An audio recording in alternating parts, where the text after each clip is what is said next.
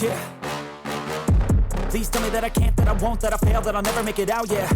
Please tell me all the bad, never good, fill my head full of every single doubt, yeah. Please say any negative thoughts, I pop off when I hear people say I cannot. I get off to the thought of proving everyone wrong, I won't stop to the top, so you better back off and get lost. I'ma stay loud, stay proud, never running out, never heading south. I'll be spreading out, call it word of mouth, can't put me down, I'll be getting loud. You can have your doubts, not what I'm about, have your cloud, it be raining now, I keep making sound, go another round, I'm legend bound, can't stop me now.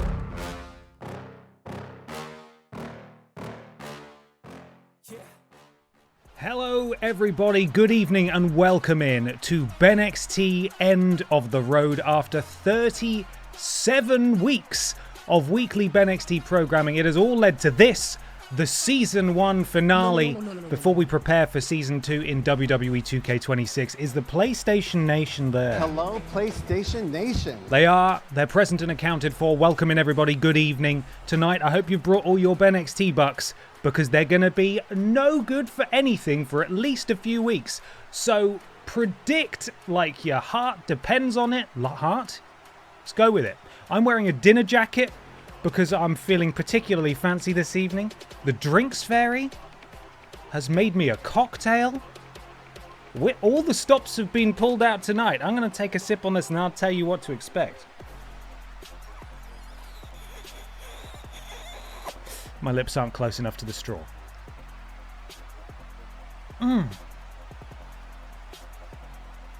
Oh, that is tasty. That is tasty. Tonight at BENXT End of the Road, it's a special pay-per-view where all of the championships will be defended. It is a two-night in-game event. We are taking over the Saturday and the Sunday. Hopefully we can get it done in 3 hours, but it is an absolutely stacked card. So I hope you're prepared, and I hope you're excited. Oh, my shirt, you ask? Is that an Eddie Guerrero shirt? No, it's parody wrestling merch featuring Pippa the Cat. Look at it. Look at it. It says Felino Squeak and it's very clever. It's not available for sale yet, but it will be soon. I've been making stupid things and I'm gonna try and make you buy them. So there. But we're not there yet. I'm very happy with the print job though. I think it's come out quite well. So, loads of stuff. Loads of stuff is happening and I can't wait to share it all with you. I'm very excited for Season 2. Season 1 has been absolutely incredible. You guys have been unbelievable. The community support, not just in terms of music and art and community creations, in terms of the characters, but also just being here and like being into it and giving a shit. Like it's been so much fun. These streams have been so much fun, and hopefully it won't be too long before we're back with Season 2. We, of course, will take a few weeks off while we play through the career mode of 2K26, hopefully from next Wednesday onwards, while we rebuild. And then we'll be back and we'll be ready to go. Thank you, all of you, for making this what it is, because I love it. I love it. And as long as you enjoy it, we're going to keep doing it. Can't wait. Thank you, Tired Author Dan, for the resub. 10 months. Happy finale. What an occasion to celebrate 10 months. LFG. Hope everyone is well in the Potter household. They are. Thank you so much. LFG stands for Legends and Future Greats. That's what WWE taught me anyway. We also had a subscribe earlier today from Bad Joke Billy, who I want to shout out. He's never here in the live chat, but his presence has been felt for a long time. He has always been the one who's made the excellent renditions of Peter Ashton and myself. He contributed a few arenas this year. He also made the Dark Picture Pals, Peter Ashton and myself, the Olsen twins. Some really, really good stuff. And I know that he's going to be cracking in 2K26 soon as well. So I'm very glad that I get to shout him out. I mean, I should have done it anyway, but I'm glad that I can do it because he's subscribed. So thank you, Bad Joke Billy. Gift card for Xbox from Game Pass points, so used it to have some money off 2K26 pre-order. Nice. Going to use time off from work with badges to make hopefully a Sparkles piece. Golem and maybe the R Victor given Not Golem. from Resurrect to add to roster at some point if needed. Faccina sorridente. David, thank you so much. Ben, my dude, how are you? How was your day? It's Wednesday night and you know what that means. It's BENXT time, my dudes.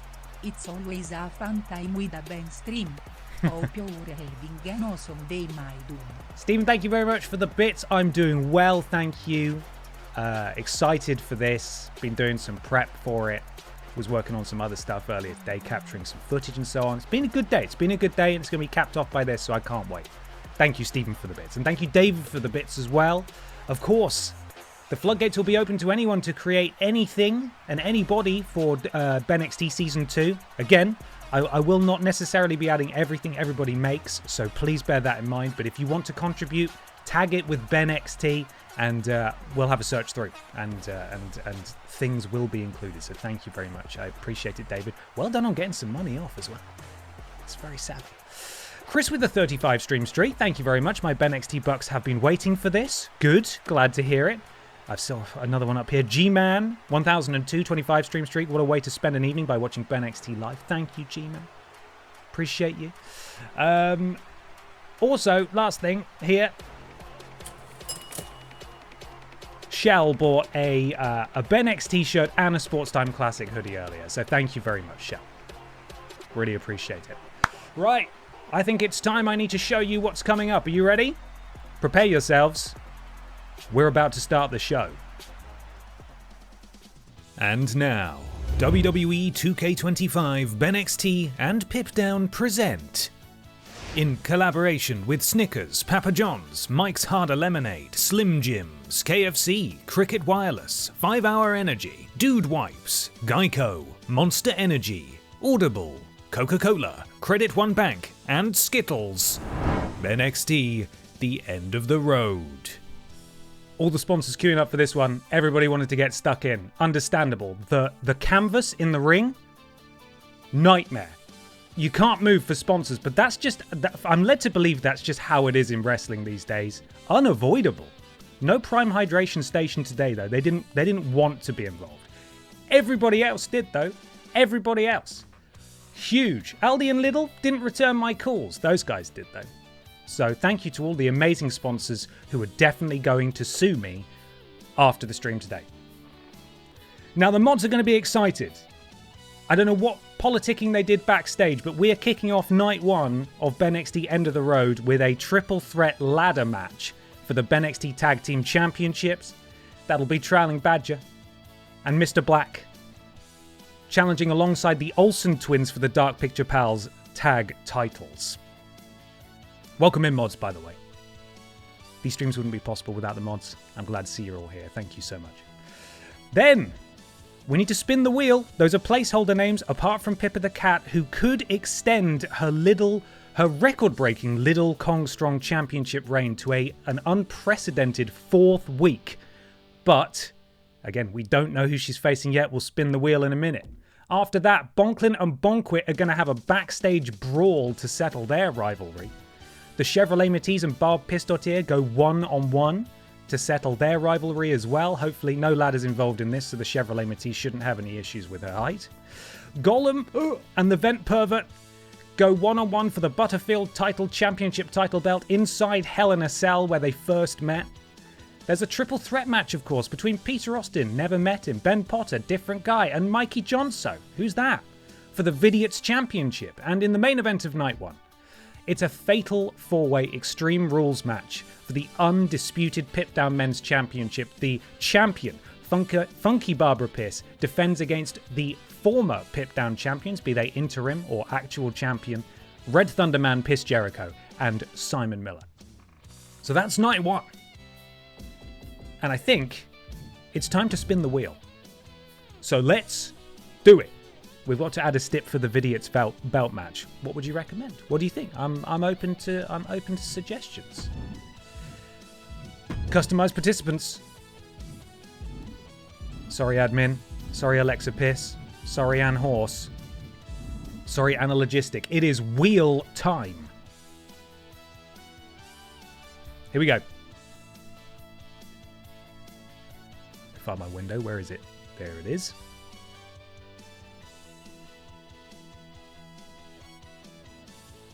Biker Barbara Piss.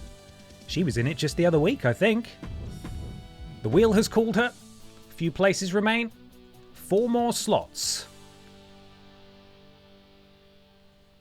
He's already in a match. He can't be in 2 matches. That's not allowed. We spin again. Pachiti Dust. Interesting. I think Sergeant Pachiti was in action last week. So it's nice to see Pachiti Dust get a go. When's the catering battle royal? Oh, Lord Brotovich. I'm sorry. Next entrant. Bobby Baba fucking Looney.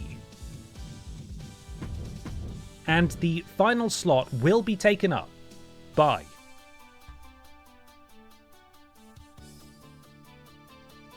no, Simon. You're already on there. You can't go twice. Oh no. Former Lidl Kongstrong champion. Best friend of Hideo Kojima. Jeffrey Keighley. That'll be our field. In the final Lidl Kongstrong match of BENXT Season 1. The guy who killed Highguard. Oh man. That's sad, isn't it? We can't get into, we don't have the time. We can't get into that. That is sad though. Right. I think we're ready to get this first match underway. Triple threat ladder match for the BENXT Tag Team titles. Dark Picture Pals defending against the Olsen Twins and the Mod Squad. Predictions will be live in a matter of time. Whenever there's more than one person in a match, I need to make sure I know whose music I'm playing first. Now prepare yourselves because the Olsen Twins will soon be making their entrance and it might be a little upsetting. They are scary to look at. To say, I love all the little extras you do for the streams. Different versions of PlayStation Nation, the shatter for Resi streams, the intro to the best wrestling event, etc. Thank you, Bartending Gamer. I appreciate you saying that, because it might seem like a little thing, but I do plan them, and I do take great pride in them, so I'm glad that you enjoy them. I love to do little extra things. The fact, I mean, it's really nice having a green wall behind me by design, so that I can do funny, strange little things and build weird sets and so on. So I'm glad you like them. Thank you for saying that. It means a lot to hear it, and thank you for the bits as well.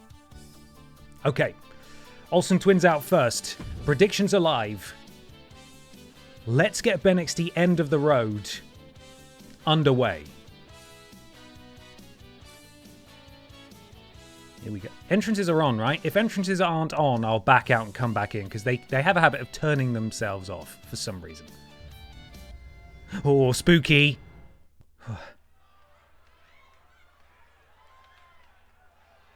Hello?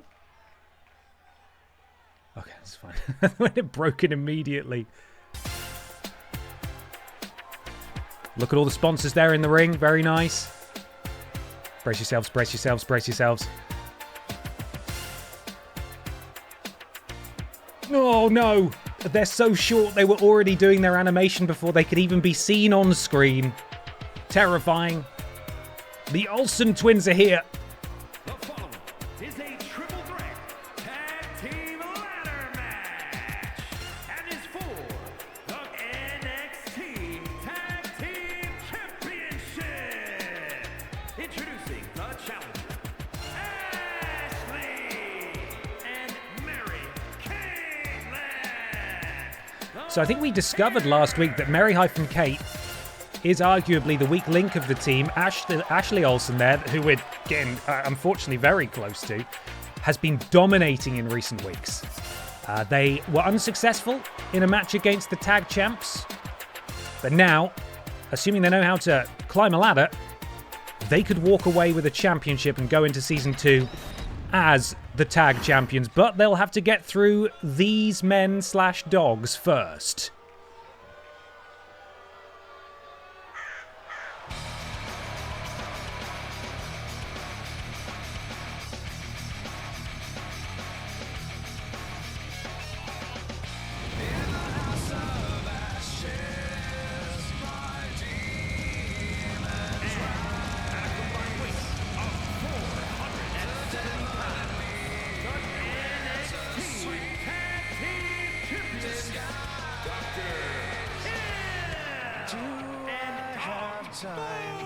Oh boy. Mr. Higgs Boson, 5-stream streak, thank you. Briz Cracker, 5-stream streak as well. Thank you so much. Here they are, the tag champs. Now, once again, I don't know what kind of politicking has been done backstage, but I suppose it makes sense that the Mod Squad have managed to get themselves added to this match. They are, after all, former two-time BENXT tag champs. They have the resume. The question is, what have they been doing for the last few months?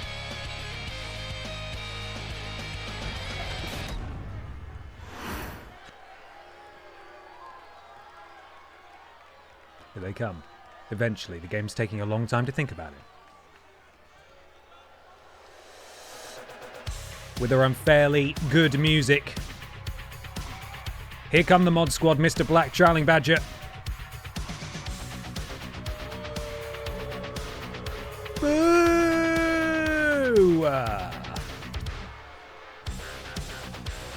Don't know if they're going to get an introduction. There they are.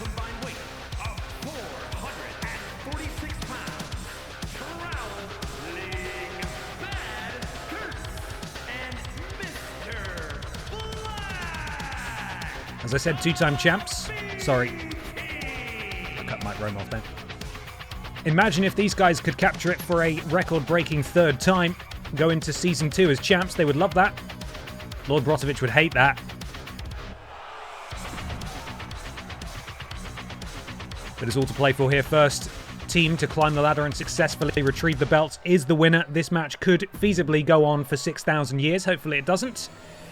Because we have a second ladder match on night 2 of BENXT End of the Road. No disqualification, of course. Everybody legal in the ring at the same time. Just get up that ladder and grab that championship belt. As the AI is prone to do, as soon as someone gets onto that ladder, everyone will go, and look at the ladder and go and try and get them off it. And you can see the proud sponsors there of BENXT End of the Road. Just going to interrupt commentary on the match for a good 5 minutes while I shout every single one of them out and tell you where you can find those products or indeed services. In the ring, Silas the Dog Boy taking it to Mr. Black, and you've got Dr. Anal Hill dragging, I think that's Mary-Kate, into the corner on the outside. Trailing Badger taking care of Ashley Olsen. No ladders introduced as yet, he says, as Silas the Dog Boy retrieves a ladder and slides it into the ring. Mary-Kate on the offense now. Oh, springboard crossbody manages to take down both members of Dark Picture Pals. Mr. Black just surveying. I think there's space for a few more sponsors on there. Hey, next time we'll get even more on, right? What did you call me? We'll get even, comma, moron. And Dr. Hill has got himself a chair, but he manages to completely miss Trailing Badger, who entered the ring. A ladder, what's it called, sorry? A ladder has now been set up and then taken down by the very person who did set it up. Silas the Dog Boy retrieving that ladder that's wobbling all over the place. And Dr. Hill and Silas have definitely taken control of the ring. Chair shot to the skull of Mr. Black. Sickening blow drops the former champion to the outside. Ashley Olsen taking care of Dr. Hill, but not Silas the Dog Boy. And Trailing Badger, the former Aldi Red Thunder champion and two-time BENXT Tag champion, takes out Silas but walks straight into a chair, or rather turns around into a chair. Dr. Hill now. Mary-Kate slips out. All 6 competitors in the ring. Oh my god, chair shot from Mr. Black to Mary-Kate. He's been disarmed now by Silas, and Trailing Badger has rolled out of the ring and taken the ladder out of commission at the same time, and Mr. Black countering Silas's offense. Silas then returning the favour. Down goes Mr. Black. A table, confusingly, has been slid into the ring by Dr. Hill. This isn't that sort of match, but it is fun to see people go through tables, so there we go. Hello, BTJ, how are you? Welcome in. Ladder retrieved by Silas. I think he's got cruel intentions with it, but Mr. Black manages to intervene. Another ladder slid into the ring by Dr. Hill, who is intercepted by Mary-Kate, who goes low and then goes high, and Dr. Hill is down. Oh my god, Mr. Black clobbers that child, and then clobbers the other child, and then clobbers the other child again. And everyone's back in until Trailing Badger takes a tumble. Ashley Olsen showing why she's been so dominant in recent weeks. It's difficult to tell what is a weapon and what is a sponsor. What's the difference, some might say? Brainbuster from Dr. Hill on top of the table. Trailing Badger sent out of the ring by Dr. Hill. Mary-Kate and Dr. Anal Hill are the only 2 in the ring currently. And Mary-Kate sets up a ladder for the second time, and it's her tag team partner who rolls. That is incredible. I thought that was going to stay up there. It's a tag team partner who gets thrown into the ring and takes the ladder down again. And those ladders really do just love to hang there, don't they? Mary-Kate sent into the corner by Trailing Badger. Ashley picks up a ladder. For some reason, Dr. Hill says no. And he goes for the backbreaker, neck-breaker combo. And now Trailing Badger retrieves the table. What's he going to do with this? Nothing, because Dr. Hill stops him. Silas the Dog Boy appears to have a... oh my goodness me. Appears to have retrieved the steel steps now. We almost have one of every kind of weapon in the ring. And it's Mr. Black who finally gets the ladder set up. Oh, and Silas the Dog Boy. European uppercut. He lands hard on those steel steps. Oh, and Mr. Black has knocked out Silas the Dog Boy. He's all alone in there. He's starting the climb. You see Mary-Kate notice that. She's now going to try and stop him. But Silas is in the way. And what is Mr. Black's thing? Mr. Black! With the knee drop from the top of the ladder, he could have tried to retrieve the titles. He decided instead to crush the snoot of one half of the current tag champs. And Mr. Black absolutely owning the ring, and he climbs the ladder again. No one is there to stop him. Silas is starting to stir. Mr. Black has a hand on the title, but he's been interrupted. by Mary-Kate. Trailing Badger coming to the aid of his tag team partner. And I think Mr. Black is completely free now to retrieve these titles. The Mod Squad coming in with a game plan, and they are proving why they were two-time champions and why they're going into BENXT Season 2 as three-time champions. I'm panning for time. Surely he's got them. He's got them. The Mod Squad are three-time BENXT Tag Team Champions. They politic their way into this thing, but they knew exactly what they were doing, and they have won the championships for a third time.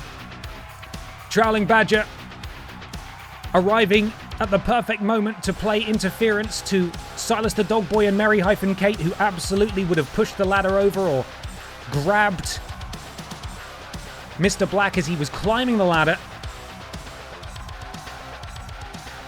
And we have new champs. The reign of the Dark Picture Pals has come to an end. Really, Mr. Black should have gone for the titles there, but it was here. I mean, Mary-Kate really could have stopped this. I think there was a chair in the way, though. And this was the moment where the titles were retrieved and new.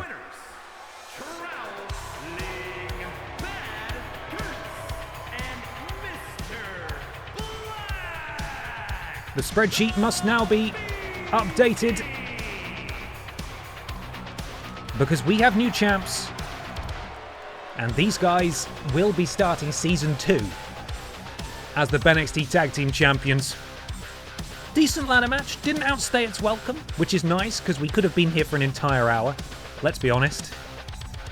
Mod Squad, three-time champions.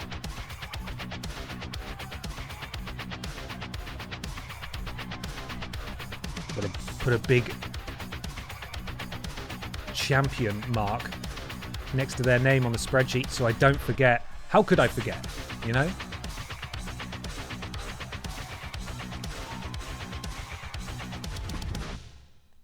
What a start. What a start. And we've got another championship to be defended now. Biker Barbara Pist, Pachiti Dust, Bobby Babafucking Looney, and Jeff Keighley challenge Pippa the Cat for her little Kongstrong championship. Can Pippa go 4 weeks? She's already broken records. Who will be carrying the little Kongstrong championship into BENXT Season 2? Terrible booking decision. I rescind the fruit basket that was sent to BENXT. That was you, was it? It was all rotten. What the hell was that about? Appreciate the gesture, but come on, man. Magic Mikey, 10 stream streak. Thank you very much. Boo the mods. They did it. They bloody did it. I should have taken a photo. I didn't take a photo. I know we're starting with Biker Barbara Piss, and we'll just sort of take it from there. I'll try and work out who's coming out when. Little Kongstrong Championship tables match at BENXT End of the Road is now.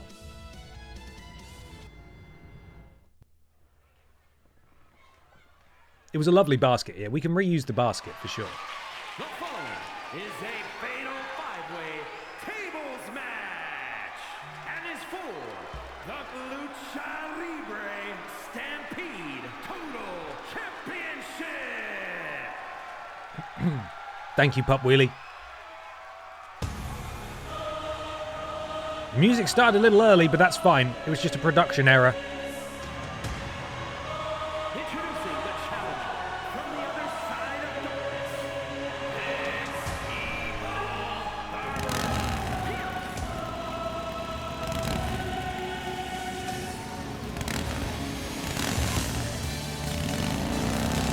Former BENXT Women's Champion, Royal Rumble winner, Biker Barbara Pierce wants some gold. And she doesn't care how many men, women, children or cats have to die to make that happen.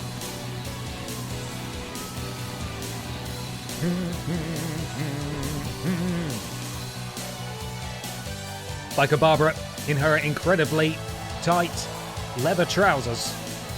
I can hear her squeaking from here. That might be Pippa, actually. I'm not entirely sure. It's one of the two. Sorry, what's this close up? Stacked McSlacks. representing the awesome ones Who? from Newcastle upon Tyne, England, weighing in at 228 pounds,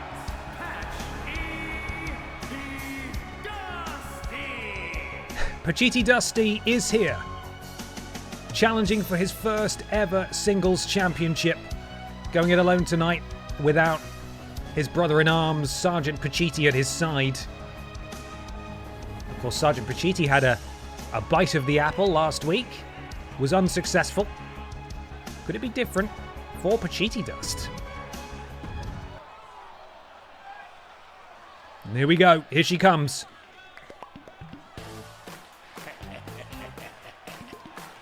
That's the balloons popping, you know? And from Florida,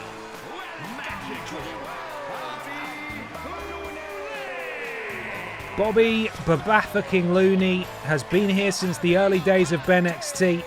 Somehow has yet to capture gold. Imagine if she could do it on the final night of Season 1 and proudly carry that title into Season 2. She's still not wearing any shoes. Seems a bit dangerous in a wrestling environment. I hope she doesn't stub a toe. Drinks Fairy has delivered a spectacular looking drink to me. I'll show you it in a second. But I think it's time we bring out the champion, don't you?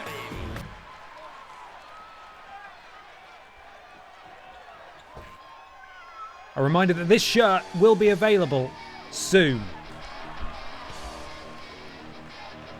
And from Newcastle upon Tyne, England, the Lucha Libre Stampede Total Champion, Hyper Champ.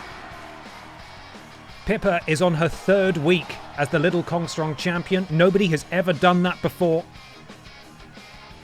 Just imagine if she could go a 4th. Imagine if she carried it into Season 2. How unprecedented that would be. It would basically be unrepeatable. Does that make grammatical sense? I can't remember what I named these guys on here. Is it Hideo and Jeff? Oh god, I should... Yes, I found them. Okay, I found the music. It's fine. Pippa the Cat is here, and she's defending her championship next. Ladies and gentlemen, please welcome. And representing the Dream Team from Toronto, Ontario, Canada, weighing in at 223 pounds, Jeff Keighley is a former Little Kongstrong champion. Hideo Kojima is a former Little Kongstrong champion. They are the Dream Team. They are Team Best Friends. They may not have held Tag Gold, but they've both held this title. And Jeff's fixing to get it for a second time. Can he do it?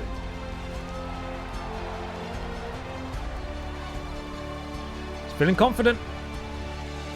He's been working out. I don't know what you just threw at me. I don't appreciate that. You know what? I rescind that. I don't think he should be feeling confident at all. Fuck you, Jeff. How dare you?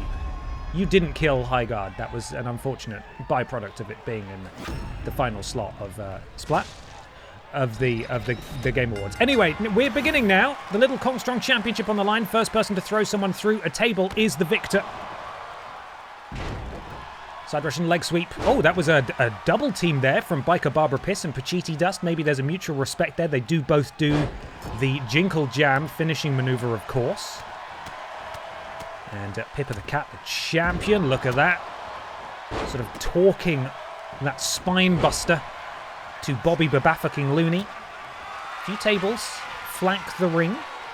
They can be put through the tables at ringside, but of course it's a bit more special if they put them through in the ring itself, and the multiple sponsors would appreciate it if the table was brought into the ring. Hopefully Pachiti Dust has got the memo. He has, that's good.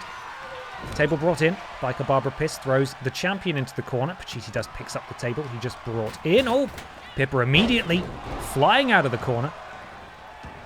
And I don't know what that is. Maybe zoomies? I'm not entirely sure. Slaps him in the back of the head and turns our attention. I forgot the history between Biker Barbara Piss and Pippa the Cat. Goes back a very long way in BENXT. And it seems fate, or the wheel, keeps bringing them back together. And it'll be Biker Barbara who's the first to successfully pick up the table inside the ring. And she's got it set up as well. This could be a very, very short match indeed. And Pippa has Biker Barbara exactly where she wants her. Oh my god, I thought that was it. We have had winners from less. I thought Pippa had caught enough of the table there to secure a successful title defense. But not quite. The table collapses. It is not destroyed. Hi, Tori. How are you? Table still in the ring. Everybody else, quite frankly, whatever it is they're doing outside is not important because the table is in the ring. And there's only 2 people there. If that table's set up and Pippa does something similar again, she could retain.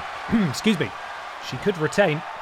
But she's absolutely tying Biker Barbara Piss up there in a devastating submission hold, going after the ligaments in the knee. Oh, Jeff Keighley just threw that table across the ring.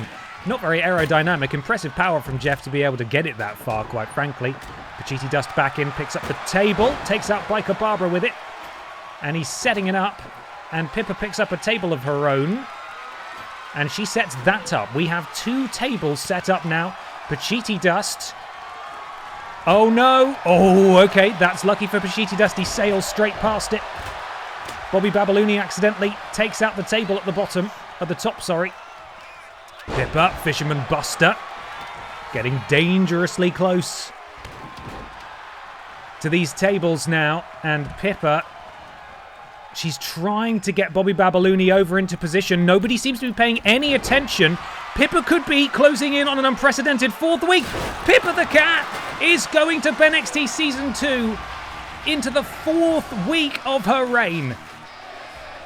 It wasn't even close. It wasn't even close. It seemed nobody else was even interested in throwing someone through a table. Pippa came in with great urgency, and Pippa's record-breaking reign continues into a 4th week. It's never happened before. The spreadsheet's updated. Pippa the Cat, 4 weeks as Little Kongstrong champion. We haven't even had Aldi Red Thunder champions go that long before, and if we have, it's only happened the once. Pippa the Cat, with everybody else distracted, throws Bobby Babalooni straight through that table and secures her championship status for Season 2.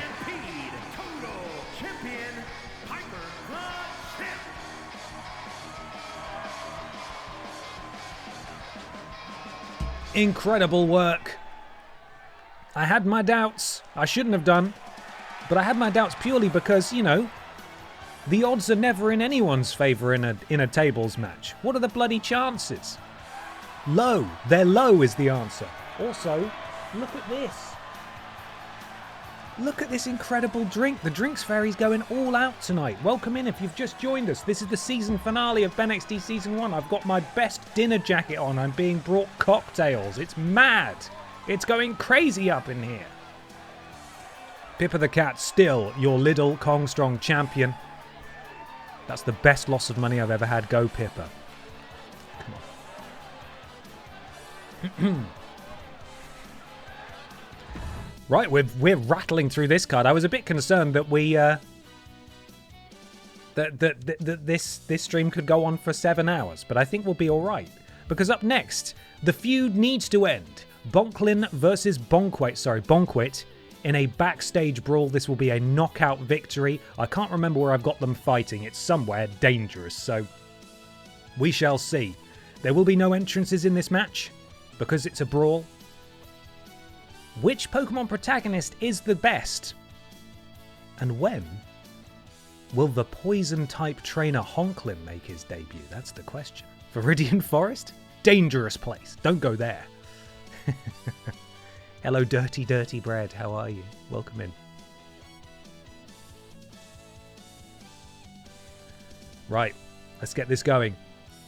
Predictions are live. The mods are on it tonight. Thank you very much, mods. Remember, those BENXT bucks, you can't take them with you. You actually can take them with you. But you'll have an opportunity to sort of rebuild your BENXT bucks over the next few weeks just by tuning into streams and commenting in chat.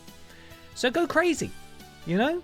I'll be very interested to hear what the final tallies are of people's BENXT bucks, though, at the end of Season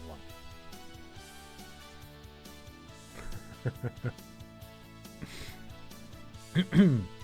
So what did you get up to last night? Oh, I made cocktails for my fiancé while he hosted a fake wrestling show on the internet. It's real! It's a real wrestling show! It's real! God. Let's do it! Bonklin versus Bonquit backstage brawl. First knockout wins.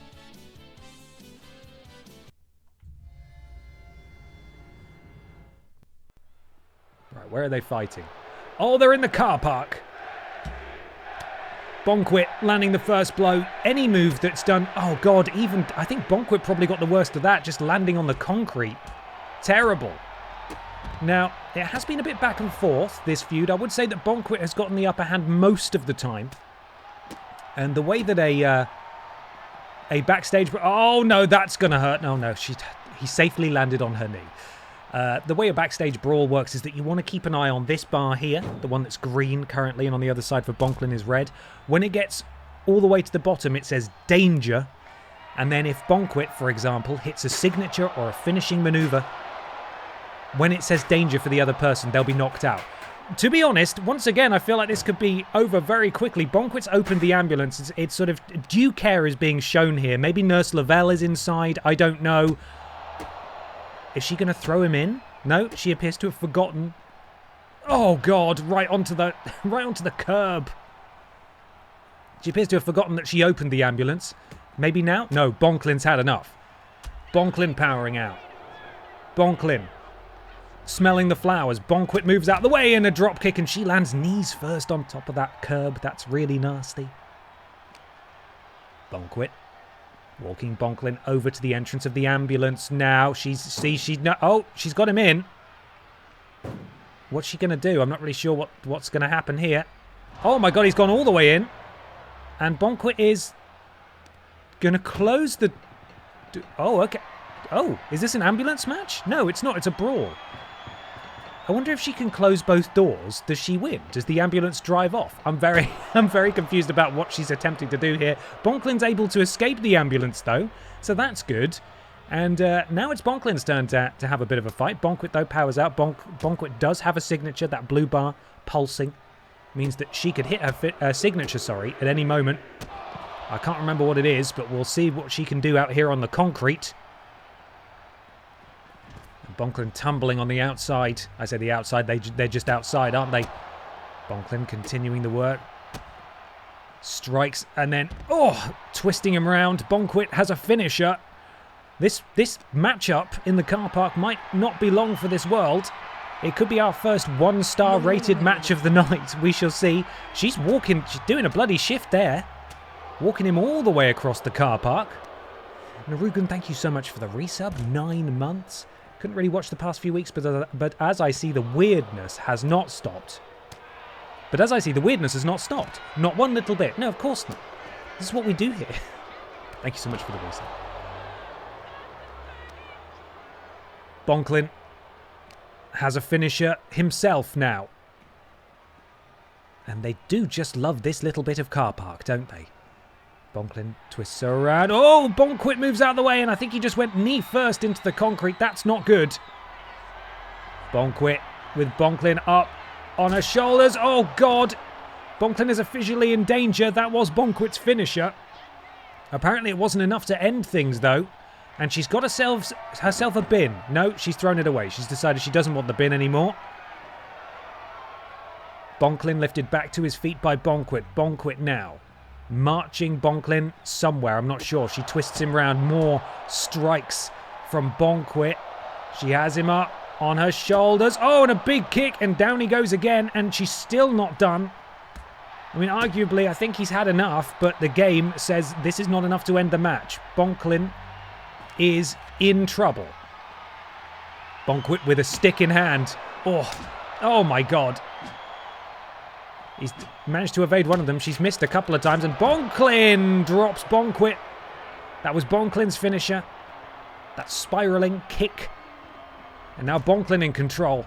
BENXT needs to be careful. She's not far away from being in danger herself as her elbow is smashed into the pavement. BENXT with the counter. BENXT has somehow got a signature and a finisher. BENXT has a signature of her own, though. And she grabs a hold. BENXT leaps over the top. BENXT turning around. Uh-oh! BENXT! Oh, Shining Wizard! And BENXT has 2 finishers, and BENXT could be very easily closing in on a finisher here if BENXT's not able to get a counter in time.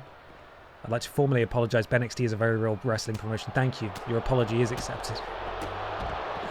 Oh no, and Bonkwit sent spiralling into those boxes. Bonklin has a cone. Oh, and he's putting all of his might into that. Bonkwit moves out the way. You can't lose off the cone. Oh no. There appeared to be a bit of confusion. Okay. I think Bonkwit's managed to escape danger there. There was weirdly a bit of a strange physics glitch. Oh. And now Bonkwit back in control. 2 finishes in tow for Bonkwit. This is anyone's game. Bonklin evades the cone. Wrestles the cone off. Bonkwit. Oh, and hits her with it. Oh no, not like this. Oh my god, I don't even want to say what happened there. That is not a pleasant thing to do with a cone. That might have ended the match, but apparently it's not enough. We're going to keep going. That is unfortunate. I can't believe he did that. I'm not going to describe it. We all saw it, okay? We all saw it. Terrible. Bonklin now continuing to go to work on Bonkwit, and Bonkwit is hurting.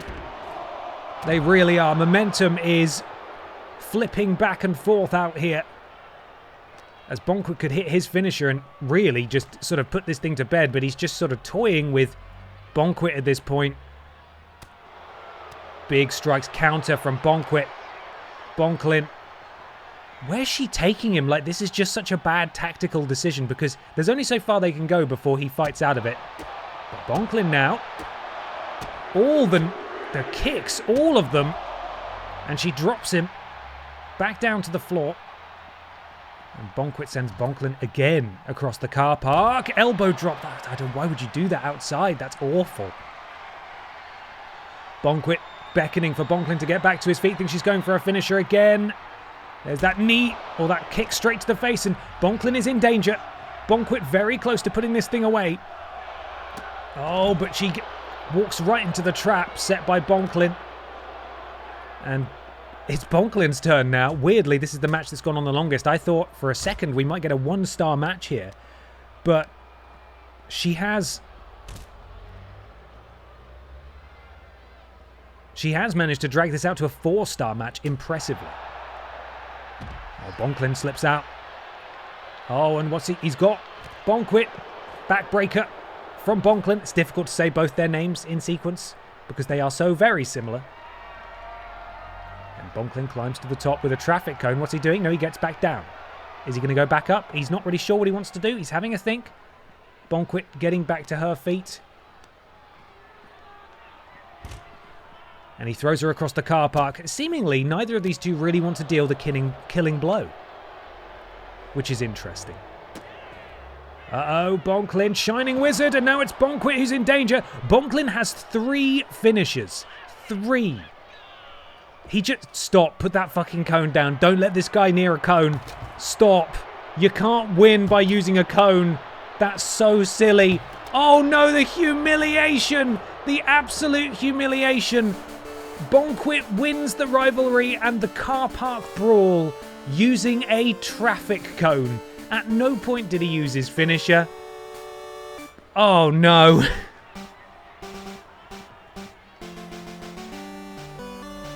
TM05 is cone, right? In Pokémon. Bonklin with the victory over Bonkwit. In the backstage brawl, in the car park. Not using his wrestling moves, but using a traffic cone.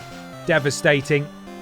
Bonkwit could have finished this thing a few times, but again, just not quick enough off the mark, and this was the killing blow here. A devastating 3rd strike with the traffic cone means that Bonkwit loses to Bonklin. Sad.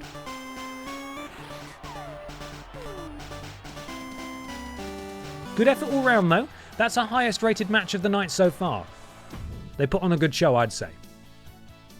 Ben, make sure to check entrances when we get back to the menu. I will. They love to turn themselves off after a match like that. I'll keep an eye out. Let's see. Entrances have turned themselves off. We've turned them on.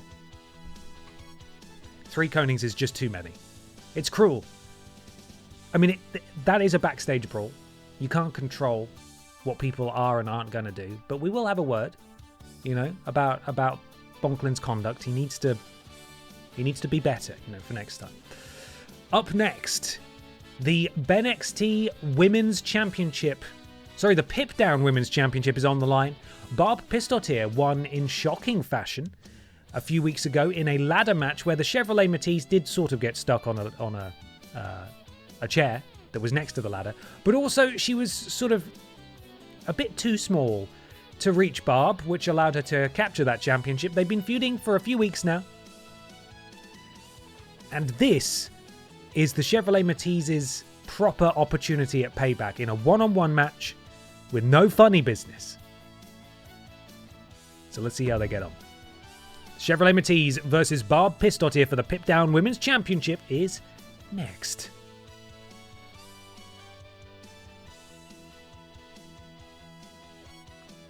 Here we go. Predictions are now live.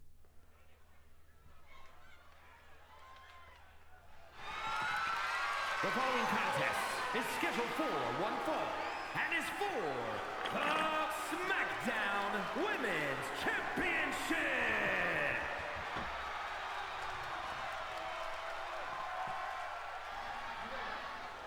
Fancy drink time.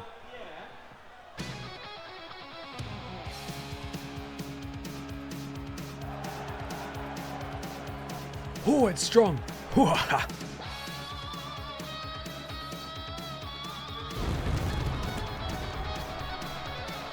It is weird seeing the Chevrolet Matisse without her championship. But she could win it back here tonight. I think I'm going to have to remove my very fancy dinner jacket because I'm getting a bit toasty. Ow. It's getting a bit toasty in the arena. Forgive me while I get the guns out. Oh, God.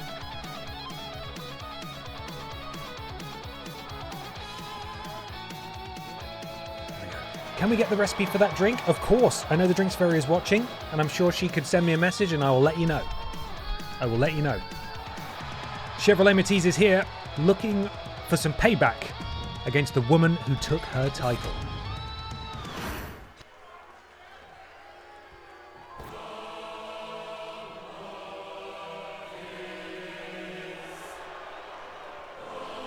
Here she is, your Pip Down Women's Champion.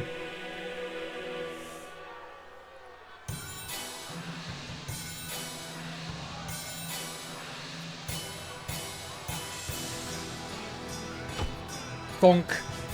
The bone bonk is there. The drink is vodka, pineapple, juice, and coconut milk. I believe the Drinks Fairy referred to it as a bastard pina colada because we didn't have the right ingredients. It's delicious. It's strong, but it's delicious.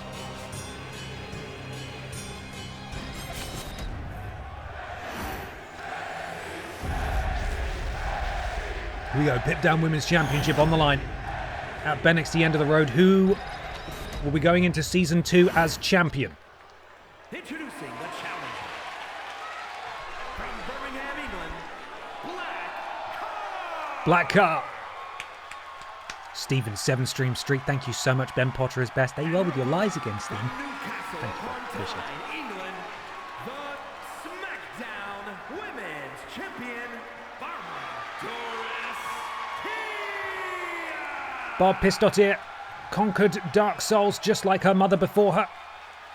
She's dyed her hair slightly because, she wants to have her own identity. I'm not like you, Mum. I'm different, is what she said, presumably. Championship handed over. Chevrolet Matisse gets a good look. She would like to become the first two-time Pip Down Women's Champion. And that could happen now. Both competitors are ready, champion and challenger. Sponsors are there, loud and very loud, not so proud, in the center of the ring. And it's the champion who fires the early salvo. Big rights, lefts, elbows, and then just tossing the challenger, across the ring. And Barb asserting her power and dominance in the early goings here. And the Chevrolet Matisse is already hurt, as we see a massive splash from champion Barb Pistotier. And Barb doing a little run around the ring, rolling neck snap from the champ. right on top of the 5-Hour Energy logo. 5-Hour Energy. Do you want too much of that? That's how you get it. Go to 5hourenergy.com/diarrhea to find out more. Barb Pistotier. Full control of the challenger. Could this be one of those squash matches that we see sometimes on BENXT and Pit Down? Doesn't happen all that often. But, oh no, there we are. I think maybe Chevrolet Matisse heard me say that at ringside at the commentary desk and immediately sprung into action. But unfortunately for her, that rally was short-lived. As we now see the Chevrolet Matisse groggily getting back to her feet above the Skittles logo. Skittles, they're sweets. And Chevrolet Matisse with the counter. Scooping up, and look at the power. Oh no, it wasn't the power, that was a counter from Barb Pistotier. This past few weeks since Barb became champion, it sounds weird to say, but she's really grown in confidence. We've seen some Barb Pistotier, obviously, since her introduction on BENXT and then Pit Down. But truly, she has been unstoppable. She's really come into her own since becoming champion. And Barb now, with a finisher in tow, looks to put away the Chevrolet Matisse in really short order and prove once and for all that there is a reason she is the champion and that she is the rightful person who will carry Pit Down into a new era. Counter from the Chevrolet Matisse. Oh, and Barb Pistotier with a big ending, and it could be as simple as that. Purely just cut and dry. The Piss dynasty lives on in Season 2 of BENXT. There really was no chance for the poor Chevrolet Matisse. She just lost to the superior wrestler, both in that ladder match and indeed in this match. It was utterly, utterly one-sided. And Barb Pistotier will be the champion in Season 2. I also want to take this moment, I'm not sure that he's here this evening, to shout out the immense contributions of Ben Cooper, without whom these streams wouldn't have been nearly as special. Because as easy as it would have been for us to use the music that's already in the game, obviously it's all copyrighted, so we just can't.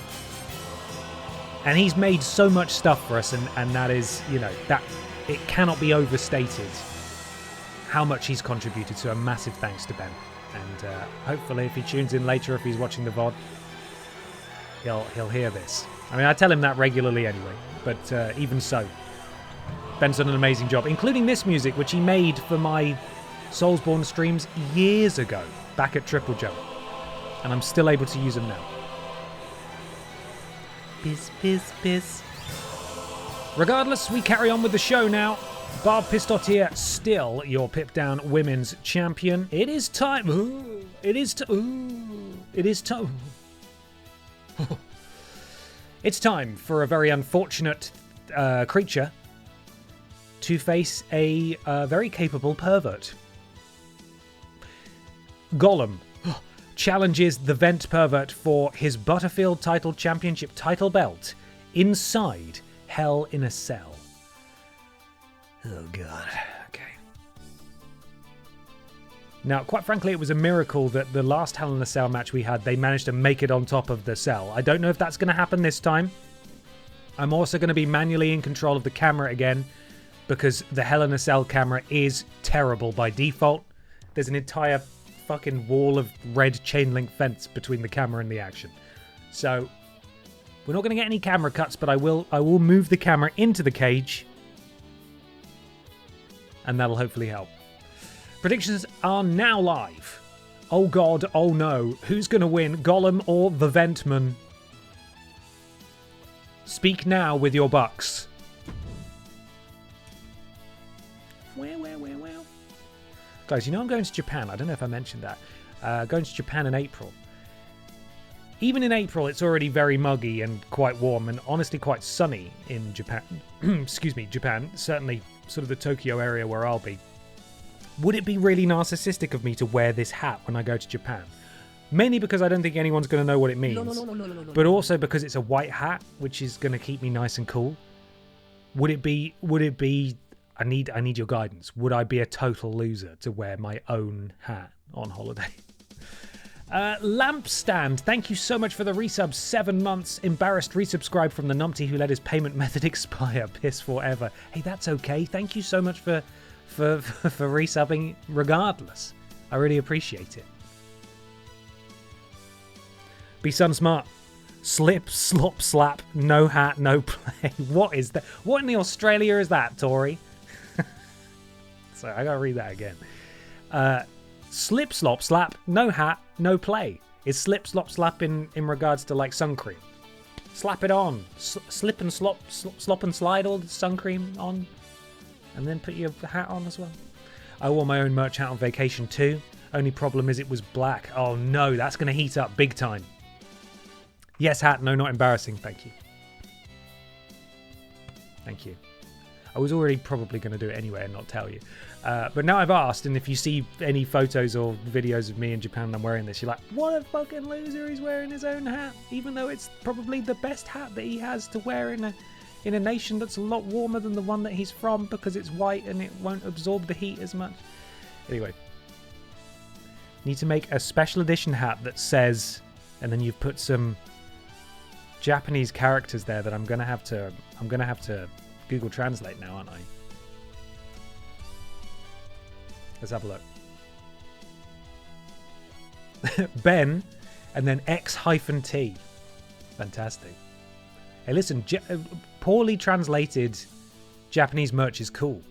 I'm a big fan of the band Bill Murray. Not Bill Murray, Bill Murray. Some of you might have heard of them. And he's got a shirt that has Japanese on it. And his whole thing is that he's a thick boy. And I think he has an album or something that's called Thick Boy. And I translated it and it says large person. And I love that. I think that's brilliant because it's not quite right, but it's fun. It's fun. Okay, here we go. We've got an explanation now. Slip, Slop, Slap is an iconic Australian public health campaign launched by the Cancer Council in 1981 to prevent skin cancer. It urges people to slip on sun protective clothing, slop on SPF 30+ or higher sunscreen, and slap on a hat. The message was later expanded to slip, slop, slap, seek, slide to include seeking shade and sliding on sunglasses. No hat, no play was a rule at recess. You needed a hat to be able to go into the playground. Thank you. That's great. I'm going to have to try and remember. What was it? Slip, slop, slap, seek, slide. Do you reckon someone at the meeting where that was suggested said, is that maybe too many? Like, no.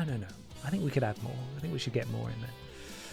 Lampstand, thank you so much for gifting a sub to Me Name Sleg. Welcome to the thickness, Me Name Sleg. Thank you very much, Lampstand. It's really kind of you.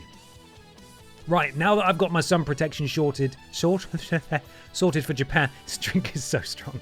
Sorted for Japan. I think we're ready to, unfortunately, prepare ourselves for Gollum. Are you prepared for Gollum? The answer is no, but I've given you fair warning, so let's try our best, yes?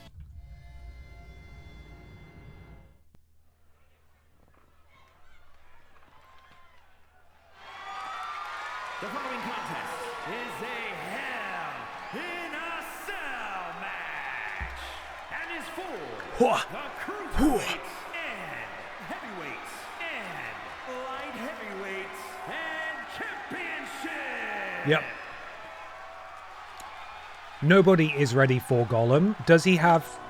He's got no smoke, so he is going to jump scare us. Fair warning, he's going to jump scare us.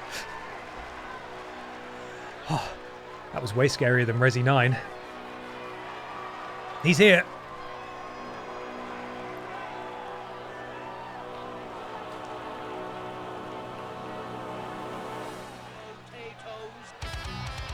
Oh, I hate how in time with his entrance the music is accidentally being.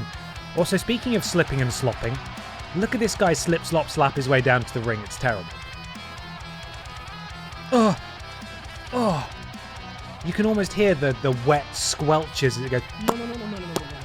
Awful. Absolutely dreadful. I don't want to look at him anymore. Sorry, everyone. I don't want to look at him. Let's get the champion out here.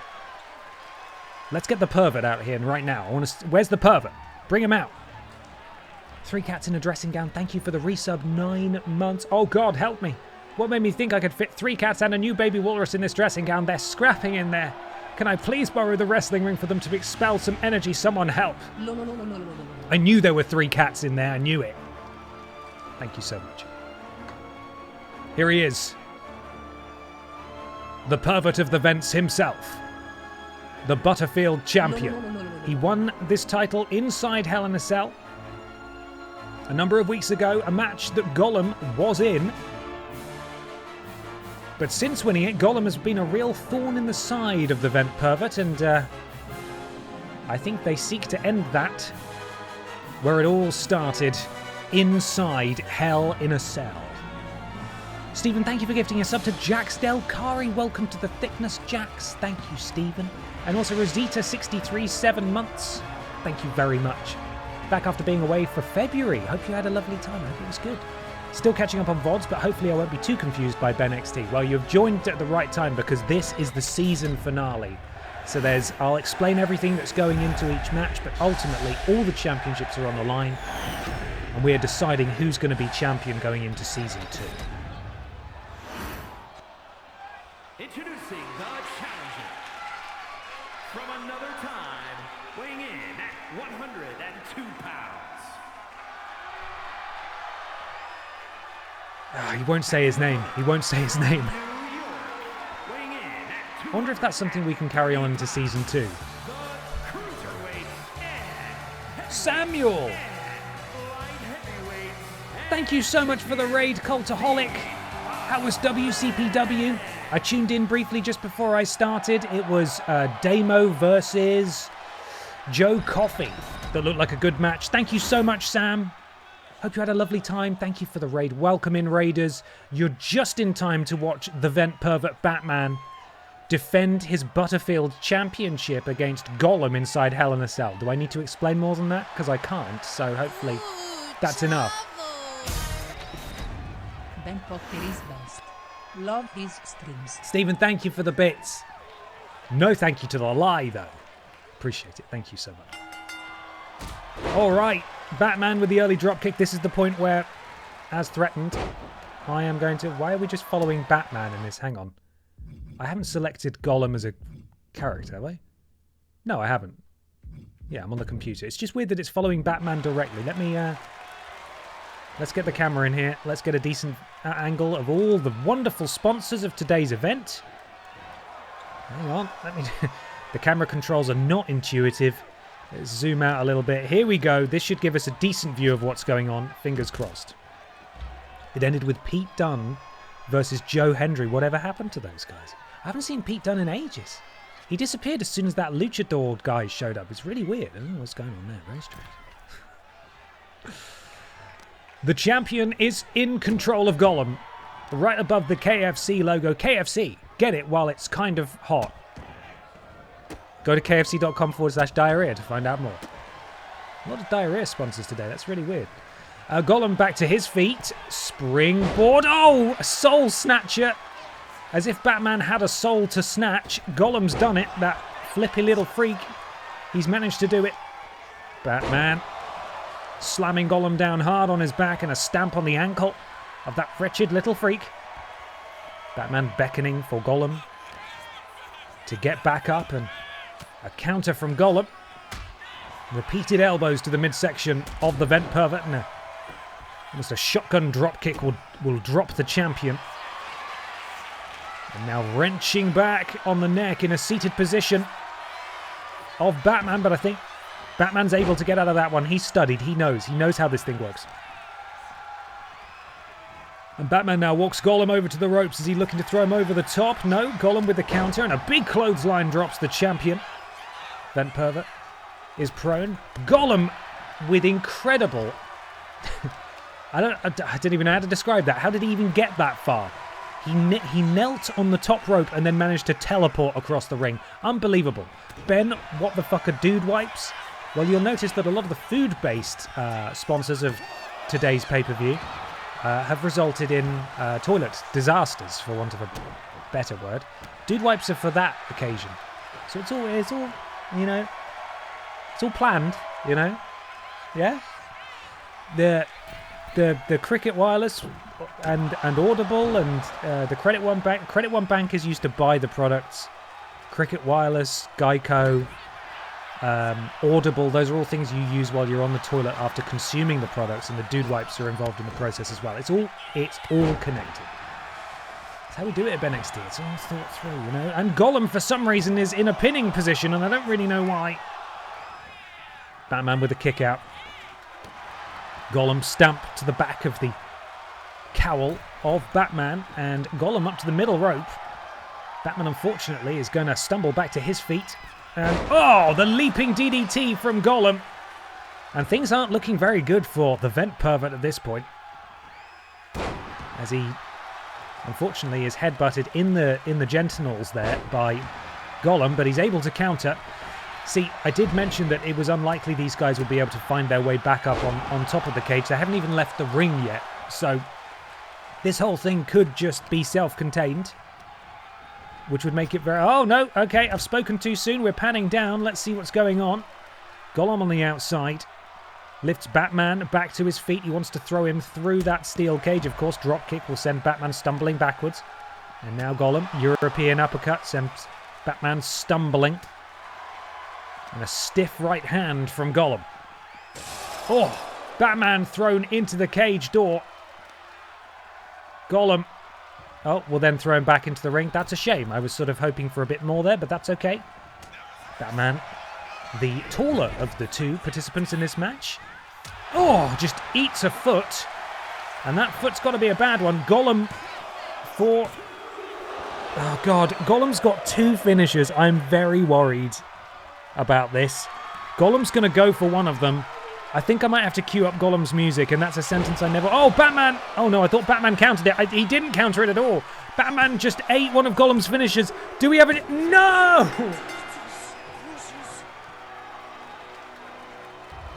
Anyone but him. Anyone but Gollum. Gollum has broken the bat. Gollum has captured the Butterfield Championship. And Gollum will be going into Season 2 of BENXT as the Butterfield Champion. Oh, do we need to see all these replays? I've got to update my spreadsheet and try and not to be sick. Gollum. One time. Here is your winner, and No. cruiserweight Not like this. light heavyweight and champion. They still can't even say his name when he's champion. They refuse to say it because he's so terrifying. Oh, well, I suppose congratulations to Gollum are in order. That is worst case scenario. Why wasn't Batman more careful? I don't know, man. I don't know.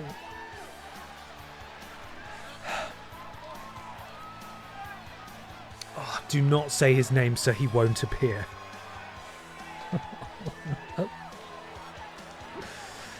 Gollum is your new Butterfield champion. This is the risk of putting all the titles on the line, I suppose. Speaking of titles on the line, the Vidiots Championship is being defended next. Peter Austin, Ben Potter and Mikey Jonso go at it. Mikey Jonso, the current champion. Record setter. All three men have held the championship, but Mikey Jonso is the only one to have defended it successfully. Now, someone suggested that we should change the stipulation for this match, which we can do, if you guys have a suggestion. I don't think you can do a three-way underground match. No, you can't. That would be funny, but you can't do that, so that's fine. We can do a triple threat steel cage match. That would be unique. We've never done one of those before. Let's give that a go. Let's try that. Billy as special guest ref. Can we do that? Can we do that inside a steel cage? Let's see. Special guest referee. Oh god, it's given us all the options now. Extreme Rules, Hell in a Cell, steel... No steel cage? No steel cage special ref? No. No steel cage special ref, unfortunately. Unfortunately not. I'm going to go with a... I've never done a triple threat steel cage. I think that might be interesting, because normally when we do a... When we do a steel cage match, it's one-on-one, and someone inevitably just climbs over the cage at the first opportunity. I don't think this is for the championship anymore, so we need to fix that. Title match. Championship. Vidiots title. Don't have refs in a steel cage matches you can only win by climbing out. Thank you, Tetsuo. There we go. There's the reason. Entrances are on. Peter Austin, Ben Potter, and Mikey Johnson go 1-on-1-on-1. In your pre-main event of night 1 of BENXT End of the Road, we have been rattling through the matches, which is perfect because there's a good chance that night 2 might take a little longer. It only has 6 matches on night 2 as opposed to 7 on night 1, but you never know. You know, we're going to have a battle royal. That always takes a while on night 2. We're going to have another ladder match. That could take ages. So we're in good stead. Still 2 matches to go, though, on night 1. And this is the first one. Can't wait for night 3. Do not be excited for night 3. It's not happening. It's not. Let's do it. Who's coming out first? Oh, I should have. Why didn't I take a photo? Is it Ben or is it Peter? The following contest is a triple threat steel cage match and is for the undisputed Internet Television Championship.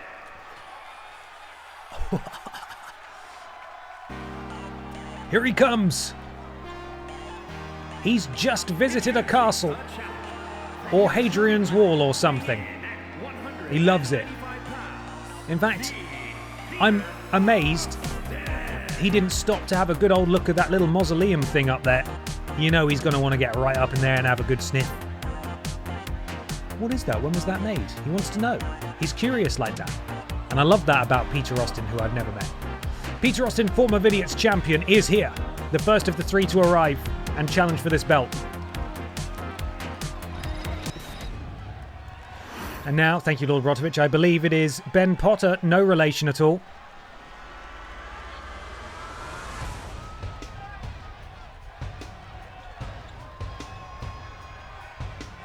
And introducing the challenger from Newcastle upon Tyne, Who is that guy? England, weighing in at 228 pounds, Dude Ben Potter.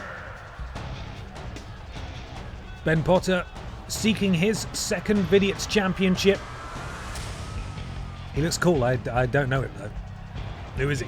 No relation. Which of course means that it is time for the champion to make his way out here.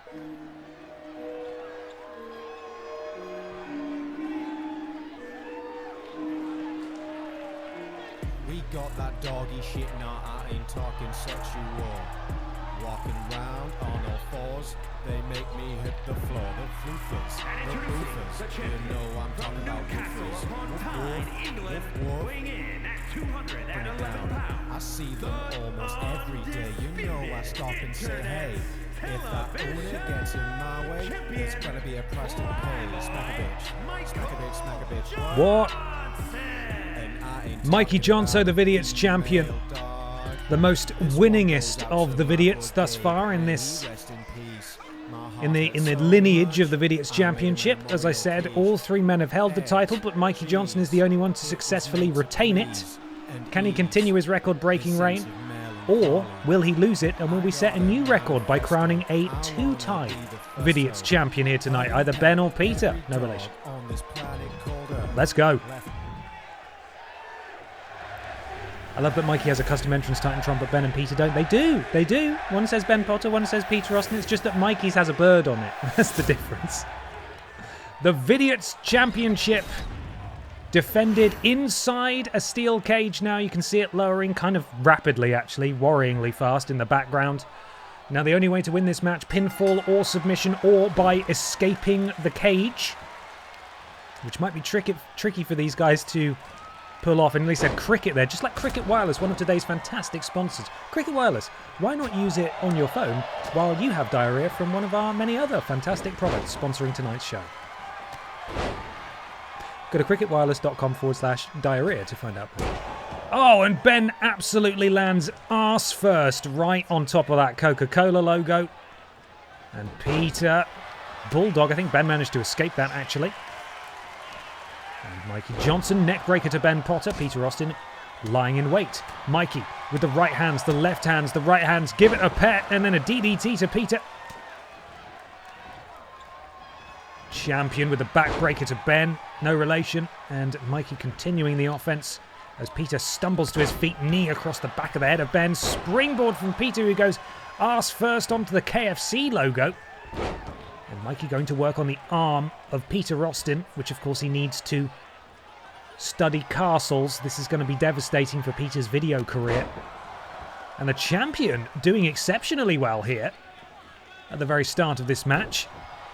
The tactics of Mikey Johnson on full display. Cutting down his opponents, going after them limb by limb, only a 1 count there.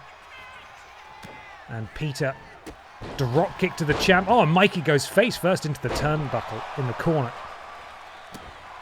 As Ben looks to clean up the scraps left by Peter, but a kick out at nothing. Not even close. And Ben, and Ben and Peter working together here. Double leg sweep. You never see that. These two, I think, historically hate each other, Ben and Peter. You'd never catch them working together.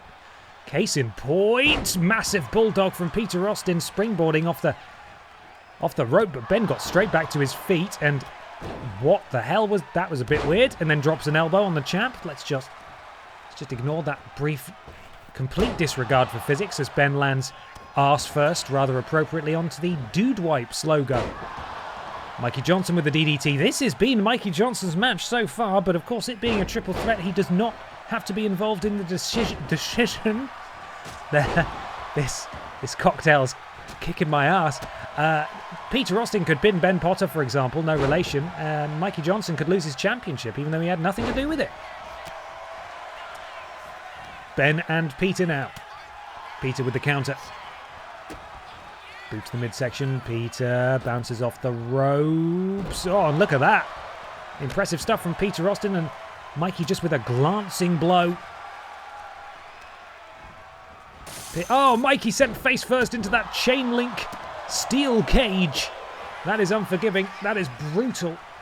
And Ben, oh my God, Peter just launched into the steel cage on that side. Backbreaker from the champion into the cover. Ben Potter is the most damaged man in this match. Kick out at 1 though, we're still going.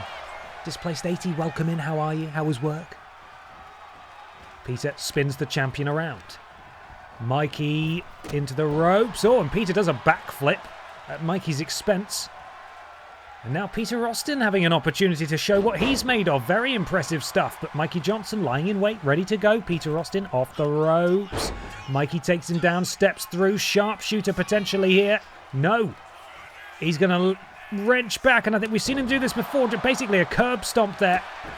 And Ben is going to immediately take advantage and roll up the champion while Peter Austin is unconscious. Mikey kicks out almost immediately, though. And Mikey does have a finisher. He's the only one of the trio to do so. But unfortunately for him, the power of Ben Potter, no relation, proving too potent for Mikey to overcome. Peter now has a signature. And Ben is stunned.